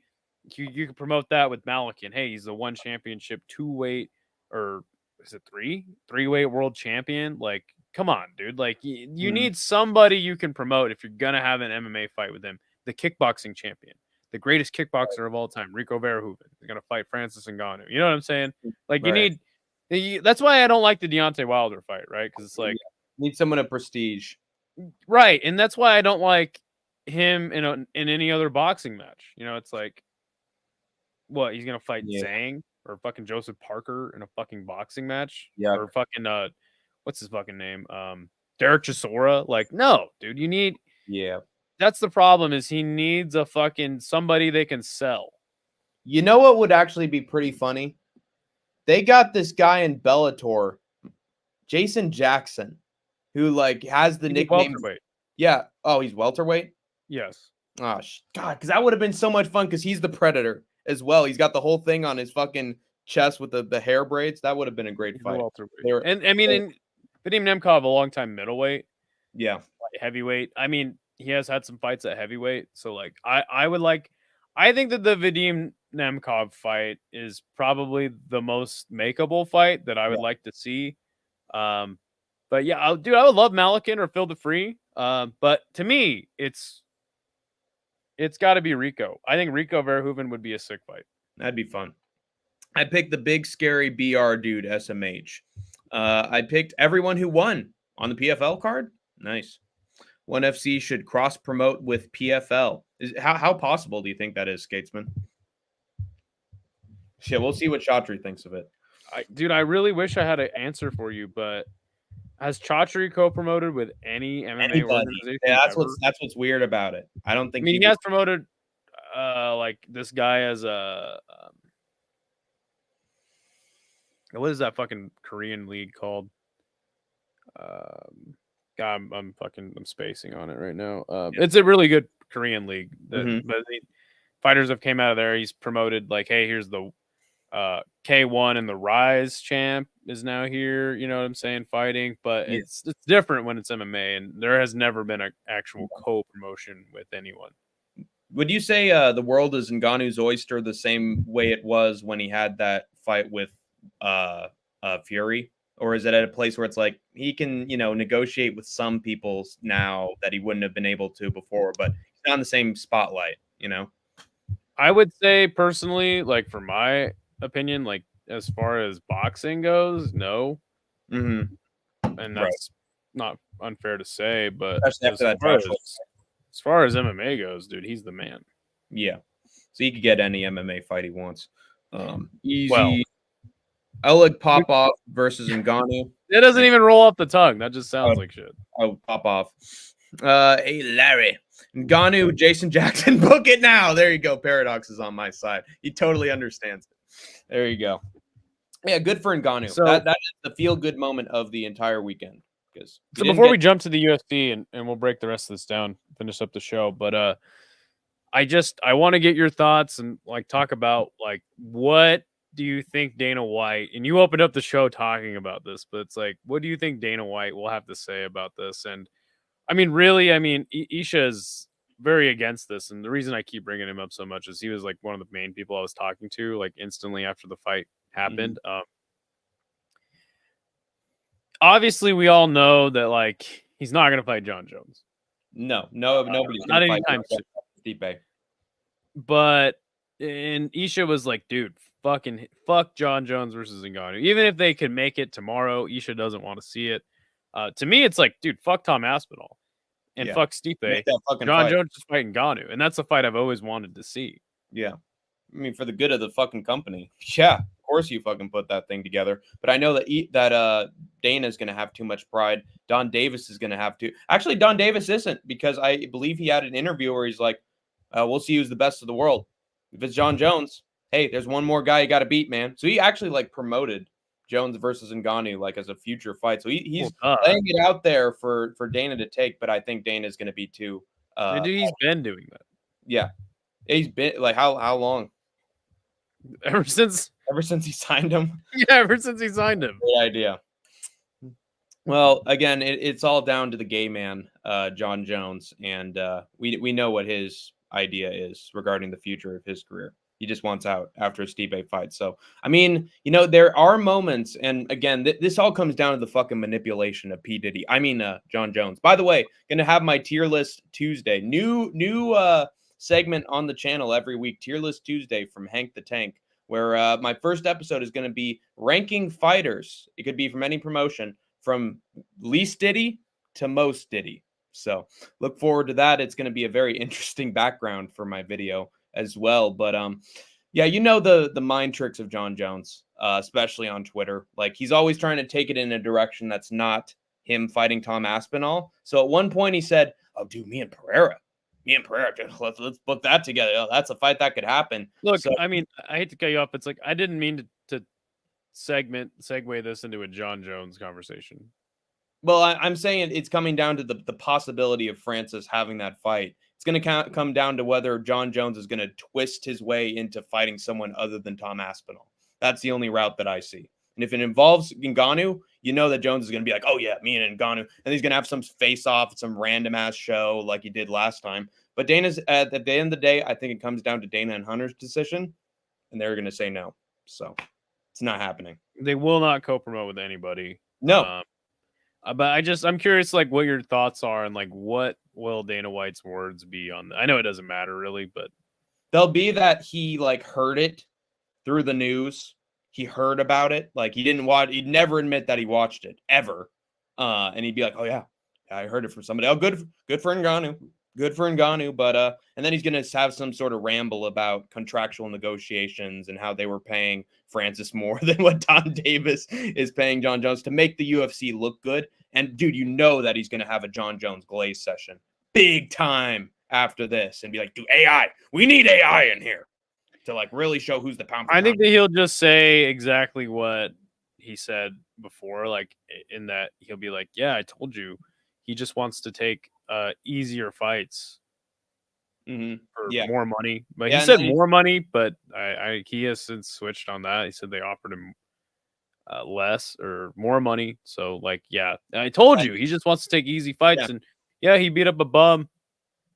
Yeah, and Ngannou said, "Yeah, it's the same old bullshit from the UFC that they've always done. It was a fucking trap, the contract that they gave me immediately after." See, and the UFC always does this with its departing fighters. Like, I watched a great video about how Dana was like, "Oh, no one respected DJ or defended DJ more than I did," and then meanwhile an MTV interview is like, "He sold the least pay-per-views out of any champion we've ever had in the UFC," and he's like, "Oh, he refused to have contract negotiations with TJ Dillashaw," and he said all kinds of shit about DJ just because he wanted an extra $1 million for having a super fight with TJ Dillashaw. They couldn't give it to him. So as soon as the fighter goes against the plan, just like Aljamain Sterling did, they sell him right down the fucking river. So they're doing the same thing with Ngannou, and they're going to keep doing it, especially for Ngannou, because it seems like he has almost an obsession with comparing Jones to Ngannou, since it's the baddest man on the planet kind of debate. So he's going to keep on coping, dude, at the end of the day.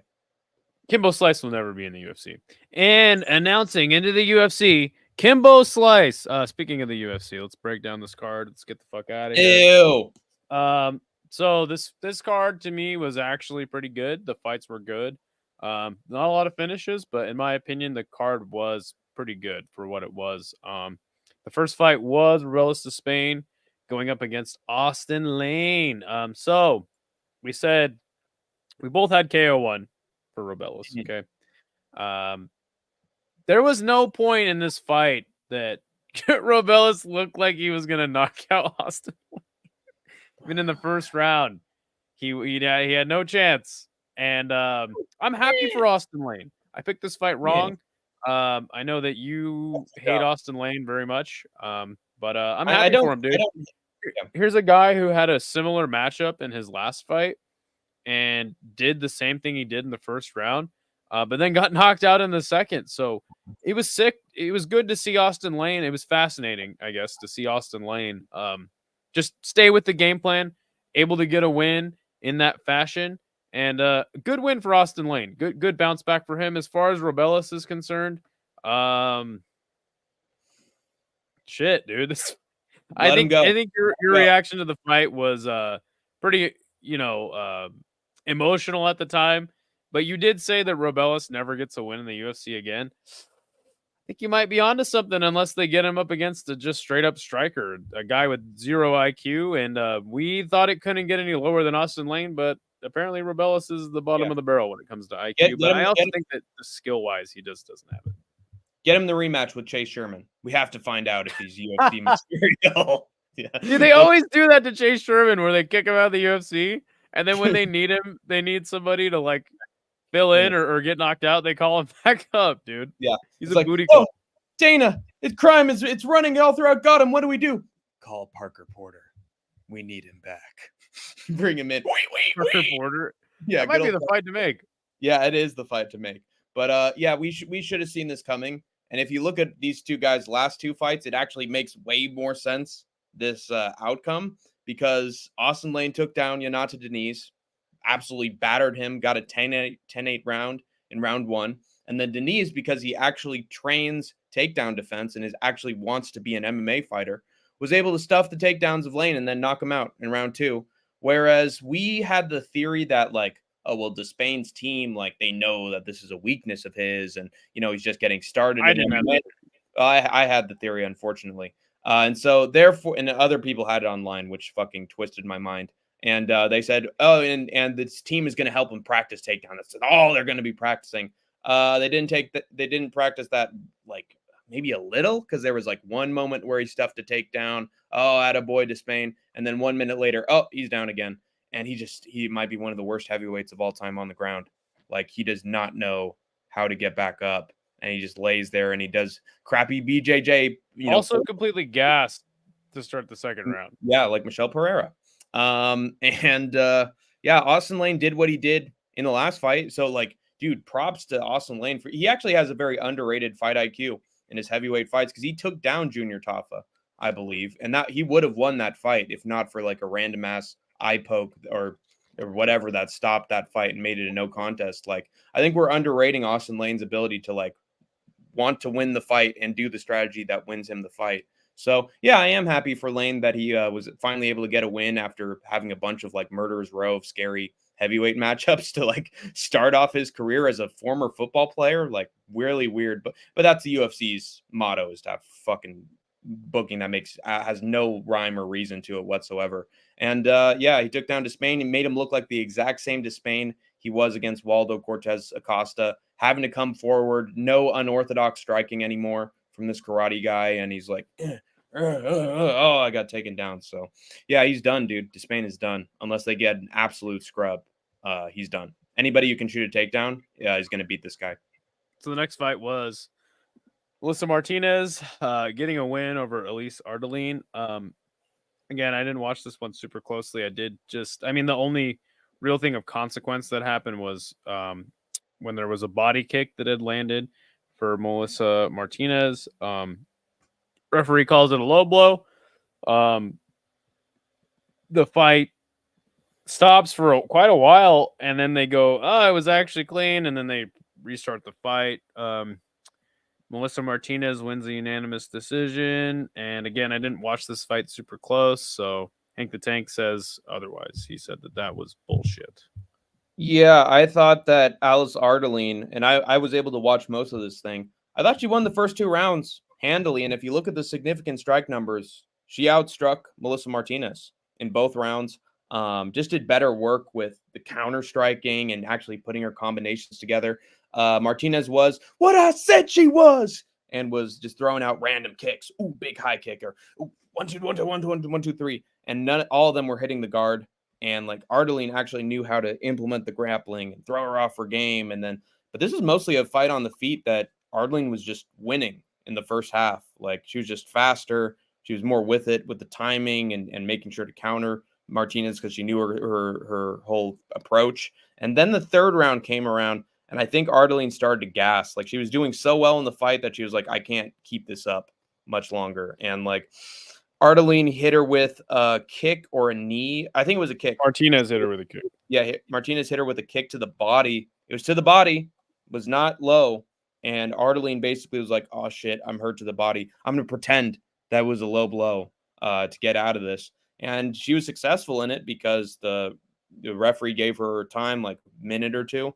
and she was back in it. But it was just so weird. Like, she did not win rounds 1 or 2. Like, you have to say that she won round 2. It was very obvious, and the striking numbers showed it. Like, I watched the round, and instead it was unanimous decision. All 3 judges, 30-27 for Melissa Martinez, and I lost. I literally audibly was like, "What?" It was like probably the loudest reaction besides the Francis knockout on my stream, and it was like I boggled my mind that they didn't give her 1 round. But it was karma for Martinez pretty much finishing Ardeline with a body shot. So she should have gotten the body shot knockout win. And I guess that translated to the judges' scorecards. It shouldn't have. Ardeline should have won even if it was bullshit. So there you Over go. 2.5 hit on this fight. Smart bet. And what's up, Rafuko? Good to see you. Hey. Who wins Kennedy Nzechukwu and Barnett versus Ngannou? Who cares? Okay. Elkin's decision, easy. I definitely picked Austin Lane to get his first UFC win as well. Yeah, he totally did. I bet. My stuff about John Jones and Diddy and Dana had some decent reactions. Blah, blah, blah, blah. Hank knows the deal. I was so close to hitting Hernandez decision at plus 900. Wow. Jesus, plus 900. Wow. That is crazy. Holy shit. So that must have been as soon as Pereira hit the body shot and he started to crumble that the odds switched. Over 2.5 hit this fight. Well, it is good, Capitan Rafuko. Might pull up for a little bit if you got the link. Yeah, so this is not a post show or like a time where we really let people in unless their name is Big Red. But yeah. Wow. Paradox is mad. Jesus Christ. Yeah. Well, that's interesting that you care about those fights. But anyway, this fight was bad. Elise Reed versus Jessica Penne went exactly how I thought it would. Penne is a little bit less washed than Jessica Penne. Who cares? I actually think this was a solid performance from. Oh God. No, you're fine. I'm just. Oh, what did you say? The odds? Oh yeah. I think Elise Reed won almost every single one of these rounds. Like, she just outclassed Jessica Penne. She was faster. She was really good once she pressured Penne up against the cage, hitting her with big body shots, left hands, right hands. Like, this looked like a refreshed Elise Reed. And the one highlight I can say of this fight is that when she saw how much time she had left, she had like a minute left. Instead of being like, oh, now I can just take her down and win this fight, she stood her ground and was like, hey, right here, let's fucking throw. And she like just swung and swung and swung with Penne for a whole minute at the end of the fight and hit her with huge shots, like big left hands and right hands. So I got to respect Reed for knowing that she was going to win and still going out on her shield at the end of the fight. So that was pretty cool to see. A good end to the fight, which was all right. Dominant. Well, good for them. Jocelyn Edwards defeats Tamiris Vidal with a submission in the 3rd round. Didn't watch this fight. Kind of watched the submission out of the corner of my eye. There was a lot of fights going on at this time. Yeah, good for her. Yeah, it was a really weird IQ decision of Tamiris Vidal to try to grapple with the grappler. Like, she tried to lean on her against the fence and like get a double leg and try to take her down. It's like, what are you fucking doing? You're the striker that's supposed to knock the other lady out. You got crazy mannish power. You're supposed to be throwing against Jocelyn Edwards. And I guess she thought, like, if I grapple her a little bit, then the striking will open up and I can knock her out. It never happened, never got her down. And so her game plan went fully out the window. And Jocelyn Edwards was able to, like, spin around to get those legs. Boom, got the takedown. Showed that she is the dominant grappler. I thought she was winning the fight handily. And then in the 3rd round, she finally flattened her out on the back. And she had the hook. And for some reason, women's fighters are really better. Here comes Hank reenactment of the choke. Yeah, it's classic Hank the Tank reenactment right here. I'm pulling a Robin Black right here. So like women's fighters seem to do this easier than men, where they have like the arm around the chin. They don't have it around the neck, and they're like, dude, all I have to do is just keep squeezing. And it got to the neck like over time. So like she was relentless with the rear naked choke, and she finally got it. So good for her for pushing through.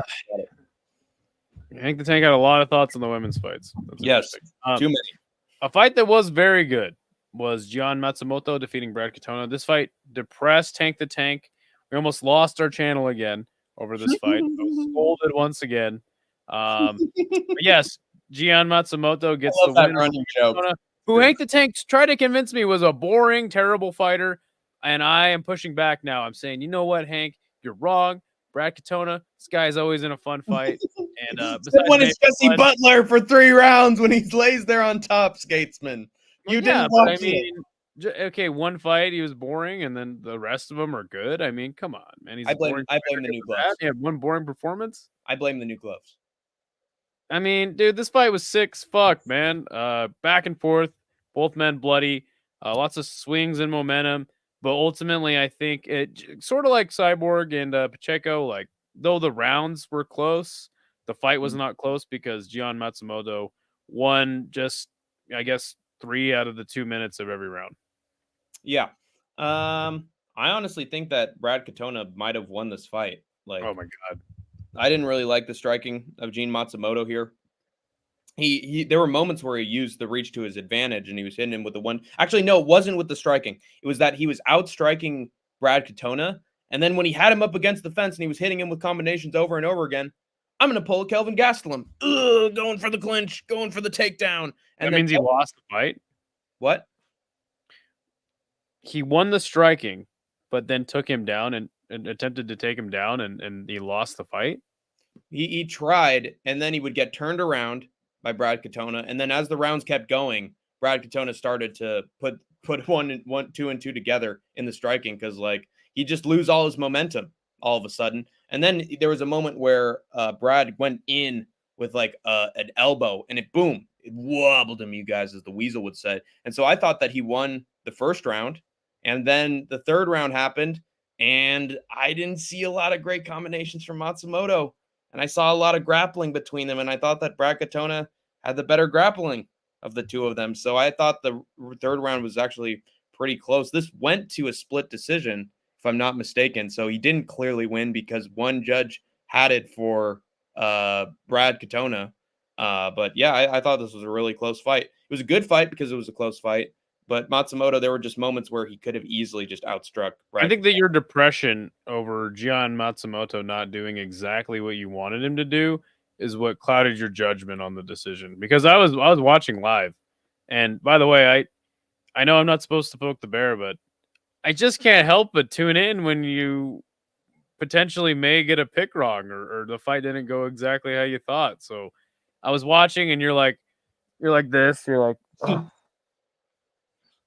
Yeah, Brad Katona's gonna win. And then they read the decision for Gian Matsumoto, and you were like, my yeah, that's a good impression of me.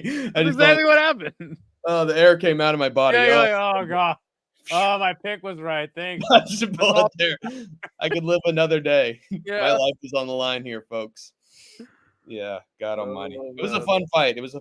But Brad did knock him down. He wobbled him with that elbow. So that makes the first round in question. But I do understand a little bit where you're like, here's a prospect who remains undefeated, but there's definitely some holes in his game that you can fade him later on against probably a better fighter than Brad Katona. The next fight was Mateus Nicolau versus Asu Amabayev. This fight was not very good. Asu Amabayev beat Nicolau with the grappling. Nicolau just didn't throw a lot in this fight, like barely anything. Neither did Asu at the start of this thing. Right. Yeah, the fight was somewhat slow, but Asu Amabayev out grappled and he gets the win. I thought he would, but I didn't expect this fight to be so just kind of bad. Yeah, it was mid. Yeah, there was just like a feeling out process in the first round when neither man was trying to get too aggressive and throw a risky shot, and like it resulted in them just pawing at each other like it was a sparring match in the first 5 minutes.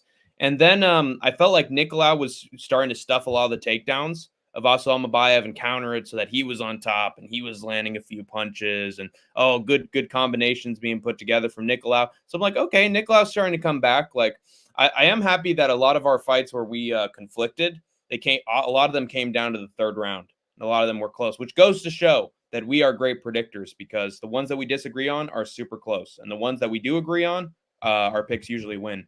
But Nicolau did the better work, better grappling of the two of them in the round 2. I thought it was 1-1.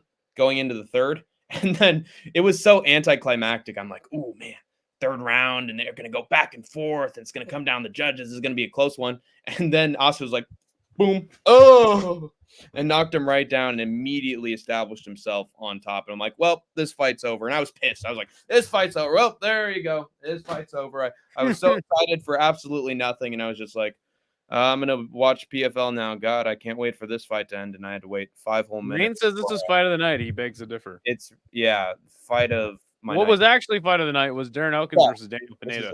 What a fantastic, classic, the damage Darren Elkins fight. Yeah. Back and forth. You got scrambles. You got blood everywhere. Lots of blood. Fucking ground and pound, submission attempts. Oh my gosh, this fight had it all. Daniel Pineda, he fought well, but in the end, he got Elkins. He got Elkins, bro. He got Elkins by Darren the Damage Elkins. It's a term in the dictionary. He got Elkins so hard that he retired after this fucking fight. Yeah, and to get Elkins means you fucking fight the shit out of Darren Elkins. You fucking hit him with everything you can. You try to choke him out, try to knock him out. It doesn't work, and by the third round, Darren Elkins is still just fucking coming at you with the energy you had in the first round. And you could see by the last minute of the third, Daniel Pineda was just like, he was up against the cage, like, and fucking Elkins had him just holding him there. Paradox, why don't you settle down, boy, and have us do our fight analysis, okay? Yeah, dude, Paradox is fine. Yeah. You know what? No hate from me, Paradox. Do your thing, my friend. Do your thing.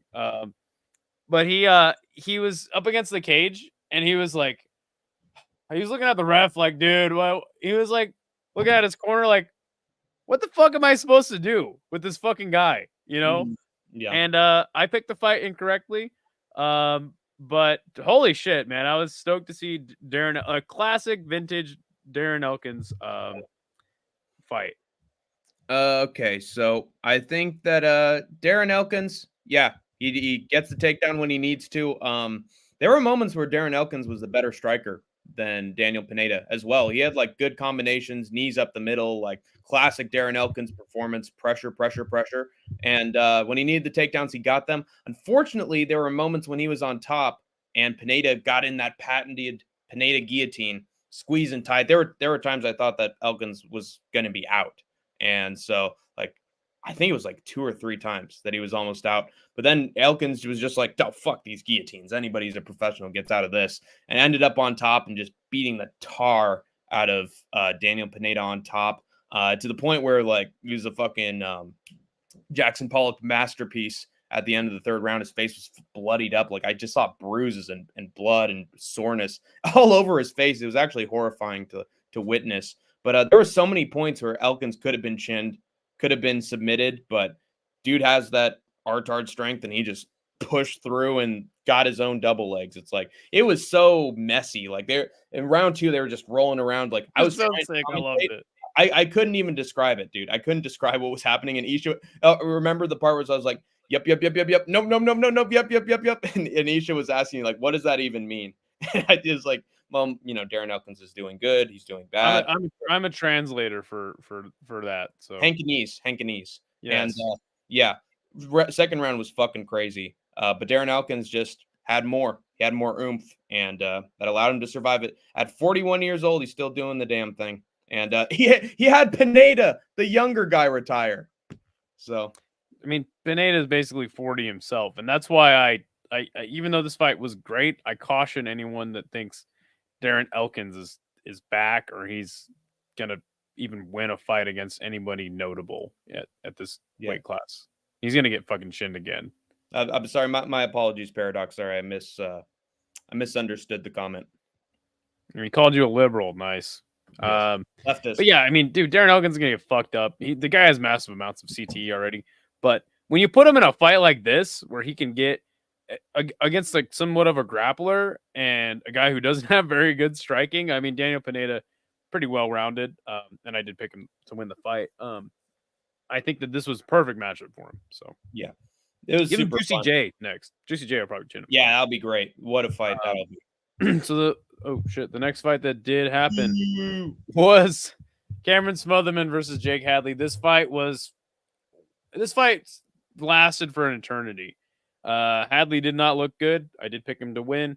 Smotherman didn't look very good either, to be fair. But you know what? He looked good enough to beat Jake Hadley.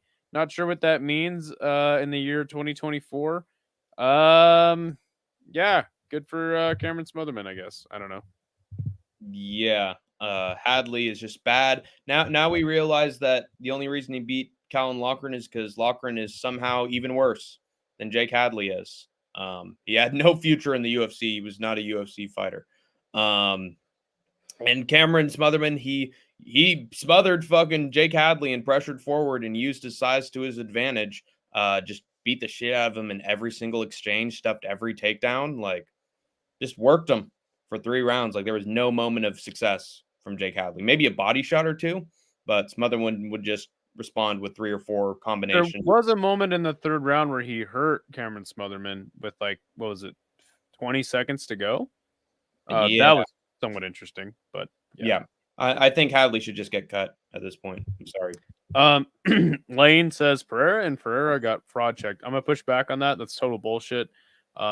We already knew if Pereira was gonna lose, it was gonna be in that fashion. And Pereira fought like one of the best heavyweights in the sport right now, a former UFC champion, and he got knocked out because Francis Ngannou refused to have a stand-up war with him. So that's total bullshit. You guys got to chill out on saying fraud check. And robbery. Those two. The next fight was Charles Johnson versus Sumaderji. This was Paradox. This was his fight of the night. The fight was good. Fantastic, actually. But it's definitely interesting to see Charles Johnson almost chin Sumaderji in the 2nd round and then just kind of fall off a cliff in the 3rd. He almost got knocked out himself. This fight was sick, man. Lots of back and forth action. Fucking Sumaderji kind of surprised me in this fight. Yeah, me too. He's a fucking dog, dude. And I don't know if that's going to get him any more wins with the promotion, but goddamn, you know what? Keep him around because he loses fun and he wins fun when he does win. So, yeah, honestly, I think you can make an argument that Sumaderji won this fight. I feel like Johnson, there were moments where he had a big left hand that he would come in there and then he'd rush forward, and that's when he'd find success with the combinations. But when they were just standing still on the feet and they were trading, usually Sumaderji came out the better of those exchanges. And it took a while for Johnson to really like get into his rhythm at the end of round 1. It was enough for me to say, like, you know, even though Sumaderji, Johnson's outstriking him just a little, I feel like Sumaderji's having the better shots here. And I think there are fewer moments where Johnson was really like putting fucking work on him. So I actually gave the 1st round to Sumaderji. I was like, and I was even questioning myself is this a Sumaderji round? And I was like, it might just be a Sumaderji round.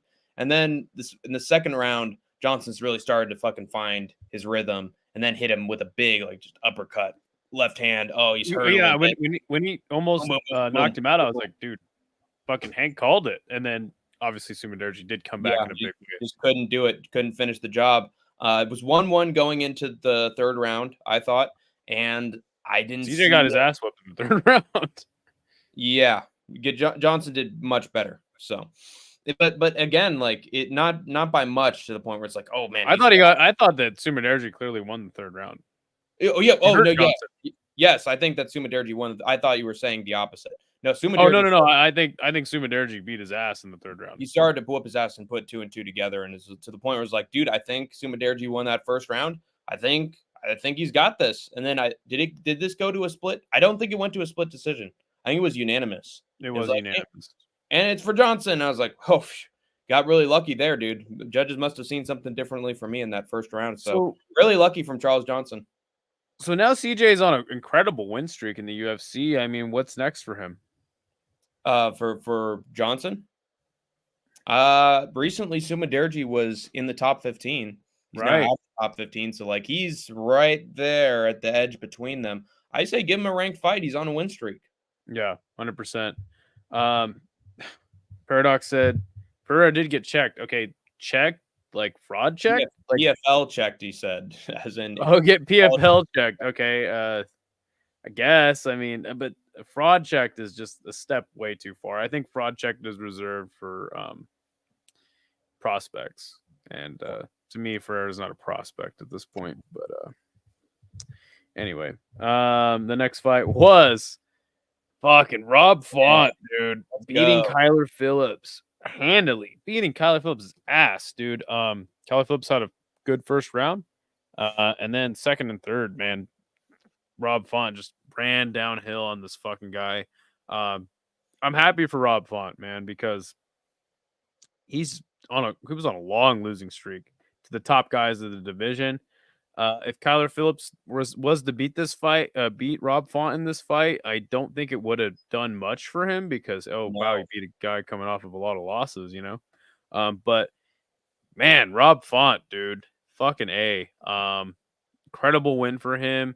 Kyler Phillips, on the other hand, I mean, we knew he had some cardio issues later in the fights, but I didn't see anything from Kyler Phillips that I had saw before, like really fast. I mean, one of the faster bantamweights, in my opinion, especially with the dynamic striking that he did have. Not a lot of power, but the spinny kicks, the nice kicks, the leg kicks, the fast hands. I didn't see any of it. No, I think it was the pressure from Rob Font just walking him down the majority of the fight, and that classic, New England style boxing that he put on. He put a clinic on fucking Kyler Phillips, man.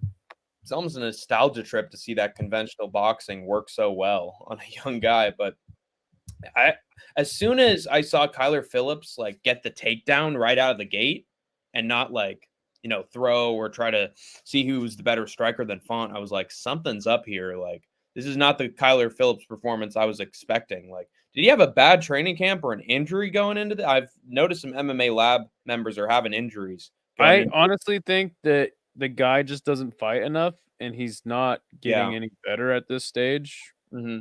Even though he beat Pedro Munez's ass easily, which is crazy.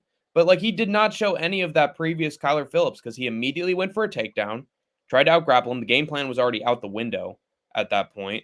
And then when it stayed on the feet, like, soon as Phillips was starting to feel a little bit of damage from those peppering shots of Font, he started to back up. It was like running away, dude. And any like unorthodox striking he had was like a spinning wheel kick out of nowhere. And those usually just hit the guard, only a few. And after that, like round 2 to round 3, he just put the fucking butt whooping on Kyler Phillips, just fucking schooled him. Conventional boxing, a few 1-2s, jabs to the body. Like, you'll love to see it. Like, at that point, I didn't give a shit about my pick anymore. I was like, let's fucking go, Font. Keep your job, dude. 3 more losses and you're out the door. You got to save yourself here. And so I was rooting for Font all the way, second round going on. And he just survived the grappling, survived the takedowns of Kyler Phillips, and pressured forward and just beat his ass, dude. Had nothing for him, which is amazing. So good job to Rob Font. I am happy. That's one of the feel-good moments of the card for me. I agree. The next fight was, and our main event was Anthony Hernandez defeating Michel Pereira. 5th round TKO. Michel Pereira damn near got the knockout in the first round when he hurt Anthony Hernandez to the body. But Anthony Hernandez is that fucking dude, man. He stayed on him, and out-grappled the shit out of Michel. Yeah. I wasn't watching this fight super, super close, but shit, dude. Fucking A. Michel Pereira was totally gassed, and his cardio issues weren't as glaring in his last fights because he was just getting dudes out of there really quick, up a weight class at middleweight. I thought maybe some of that cardio issue would have been fixed at this time. But really what this fight came down to for me was I thought that Michel Pereira was just the more physically capable of the two men. Anthony Hernandez, his nickname is Fluffy, but, like, only to the body. Doesn't have, like, the kind of physique that Michel has, or, like, the explosivity that Michel has. So doesn't matter. He's a better athlete of the two of them, apparently, in cardio. Yeah. I mean, you got guys that are sprinters and you got guys that are marathon runners. And Anthony Hernandez is a fucking marathon runner, dude. I wanted to pick him But I did make the switch last second because I was just like, dude, Michel Pereira, like he's just the more explosive of the two. He can get him out, and he damn near did. But Anthony Hernandez in the 5th round. It was nice to see in the 5th round how he just kind of put it all together and was like, oh, dude, I can get him out of here right now. Opened up a big cut on Michel, and then they called the fight. So fantastic performance from Anthony Hernandez. I think he's definitely going to be a problem in this weight class. Yeah, I agree. How with Michel Pereira, it was just so weird because I think Michel Pereira had the mentality of I'm going to get this guy out of here in the first round, so I'm going to put in everything I have into these shots. And then it was a body kick. It was a kick to the body that started to crumple Hernandez right out of the gate, hitting him with big shots up against the cage. Like Hernandez almost didn't know where he was for a moment. And then he just couldn't find the shot to put Hernandez away.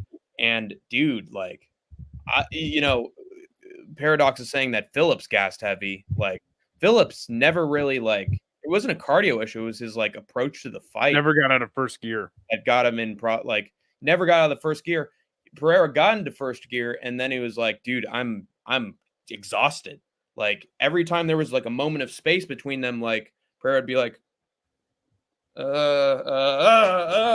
like he didn't like the pressure of Fluffy Hernandez. And honestly, dude, he might be a fucking gassed middleweight if he can't get the finish, dude. Like I worry for him if he has a second round or a third round against these other middleweight fighters. He has to get them out of there fast, because as soon as Hernandez started to play the clinch game with them and overhooks and underhooks, Pereira was starting to be on autopilot. He wasn't used to now I can turn this around and then beat him up. No, he's like, I got to survive this. I have to stuff the takedowns. And then when he got taken down, he was kept down. And I will give a minor critique to Hernandez in that I feel like he could have had more of a killer instinct in moments in the fight where it's he could have found the back. He could have gotten into full mount and rained down some shots. But instead, he was trying to find some fish some underhooks or get a little punch here. It's harder for him to find that finish, even in the 3rd round. And that's where I really had my problem, where it's clear that, oh, Pereira's literally just lying here. He's not doing anything. You could finish him if you hit him with enough elbows, but it took him 2 more rounds to get to that spot where I feel if he'd have had a Moicano kind of, I'm going to get into this position and bam, bam, bam, he could have gotten out of there a little bit quicker. But in terms of overall grappling and keeping the cardio, nobody's better as a grappler than Fluffy. Maybe not even fucking Chimaev. He gasses after round 2. Hernandez is really good at keeping. Bilal's got pretty fantastic cardio. Yeah, but that's welterweight. I'm saying it middleweight. Oh, sorry, dude. I mix up middleweight and welterweight. I totally understand, but Hernandez is just fucking sick. No, I think you're absolutely right. Non-fucking stop. So incredible. And I fear for Michel Pereira against grapplers in the future at middleweight, dude. They better put him up against a striker next, because he's in fucking. So, couple fights in mind for Anthony Hernandez. Stop me when one sounds juicy enough. I think the only 2 really that make sense at the current moment would be Jack Hermanson or Roman Dolidze. Honestly, Jack Hermanson. That dude hasn't been fighting in a while. That'd be a good test on the feet for him, and he's good at stuffing takedowns as well. He is currently ranked at 11, Anthony at 13, Roman Dolidze at 9. Yeah, I don't know. I don't know about Dolidze. I think he's sort of unmarketable, especially after that Kevin Holland performance. I don't think people want to even talk about Dolidze at this point. So give him, give him the Joker Hermanson. He's had a long enough wait. Makes sense to me. So just gonna end the night with talking. Also, I liked Hernandez's post-fight promo as well. It was hey Dana, keep giving these fucking threats at middleweight, expecting me to lose, dude, and I keep beating them. Give me a fucking contenders fight. Give me a title fight, dude. I earned it. I'm taking on all these fucking killers. So he a title fight, man. I mean, middleweight's so clogged at the top of the division at the moment. You have to wait for that. He talked his shit, so I like that he talked his shit. We'll get into the topology, how we placed this time around. Denial, dude. Papa Chuck winning the whole thing, picking 8 out of 11 correctly. Denial, somehow at second. Highest placement he's ever had, dude. Generate Dane at 7, tied with your boy for 7. Look how many motherfuckers were tied for 7. You have 1, 2, 3, 4, 5, 6, 7, 8 people tied for Yes, 7th place on the night. Guess there were a lot of patterns to these guys' picks because they all ended up in this with the same number, probably the same picks. Gary at 15th, Grandin at 18th, Kanaka at 18th, Sparks at 20th. That's kind of surprising. Jesus Christ. Paulman, and we got Mr. Hank the Tank all the way down at 11th. Where did I go wrong? Your thoughts, sir, on your horrible performance on the Tapology League this week. I did better than Sean Moody. So you did do better than Sean Moody, who was second to last. He only picked 3 fights correctly. Look, I'm always happy when I'm like one fight better than 50-50. And I think that for gambling, that's where you need to be to make money. So, but yeah, Hank the Tank, not a good night for him. I think that moves us. I'm gonna go back and tabulate exactly where we're at for our contest. There's one where I didn't even put my picks, but you won that one as well. Yeah, I think I'm 10 wins now. Hank somewhere at 6. No, I'm at 7. Okay, it's 7. Yeah. Okay, I'm gonna go back and actually count it up because we kind of lost track a little bit somewhere in there. We believe that it is 10-7 at this moment, though. So the Idaho Skatesman still on top. Let's go! But it is close, 10-7. That's pretty good, and it'll reset at the end of the year. Give us an idea, though. What does the loser have to do? What does the winner have to do? What does the winner get? What does the loser have to do? You would probably have to watch a series of wrestling matches that I would choose. Series of wrestling matches? What the fuck? That's just cruel and unusual. I'll watch one wrestling match. Okay, it'll be the one wrestling match that I have for you. And then what's your punishment for me? You have to go to the skate park and you have to let a skateboard go up a ramp and roll back into your shin. Dude, am I gonna have to go to the hospital for that? You don't even know how many times a day that happens to me skating. Okay. It doesn't have to be a big one. Just go to the smallest fucking quarter pipe there and just have it roll back into your shin. No, there's got to be something better. I have to make a video of myself trying to skate at a skate park. We don't want you to die, buddy. That is true. That is true. You could get seriously injured, roll your ankle. That would not be fun. Which actually wouldn't be as severe as the mental damage that I would get from watching one wrestling match. But dude, I used to have the Royal Rumble on DVD back when I was like 8. That is true. But I'll try to find some stinky matches for you to watch. Give us some suggestions, though, chat. I know no one's probably going to go back and watch this portion. We should have a prize at the same time for the winner. You know. What would that be? Paying for certain shows to watch or paying for some UFC merchandise? I want some K1 or Rise merchandise. Oh, how about we have a show that we go to at the end of the year, and whoever wins, the other guy pays for the ticket. Yeah, I don't know. I like the wrestling match idea. We just have to figure out something for you to do. We'll think about it. We're nearing to the end of the year, but you know what? It's been 2 hours. 2 whole fucking hours. God. So Tuesday you have a show. Mm-hmm. There's no more Contender Series, guys, which fucking sucks. Yeah. So you got Tier List Tuesday with Hank the Tank. Wednesday will be your Think Tank. Yes. Thursday will be our regular show. We'll figure out something for Friday. Actually, you know what?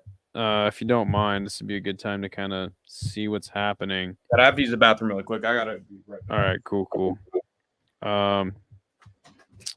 Let's see what the fuck is even coming up this week. Obviously, it's UFC 308 fight week. Ilian Max, it's a fucking banger of a fucking fight. Paradox is really Brian Battle. Doubt it. Hernandez was heavily playing with his food. I don't think he's Brian Battle. So you've got, let's see, Aries. Wow, Aries. LFA, who cares? UFC 308, and that's it for Tapology's list of things. So Skate, you look like Benoit Saint Denis. Thank you. Appreciate it.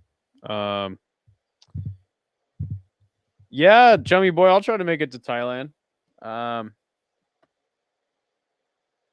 Yeah, I kind of got the Benoit Saint Denis fucking what's it called, Wolverine thing going on.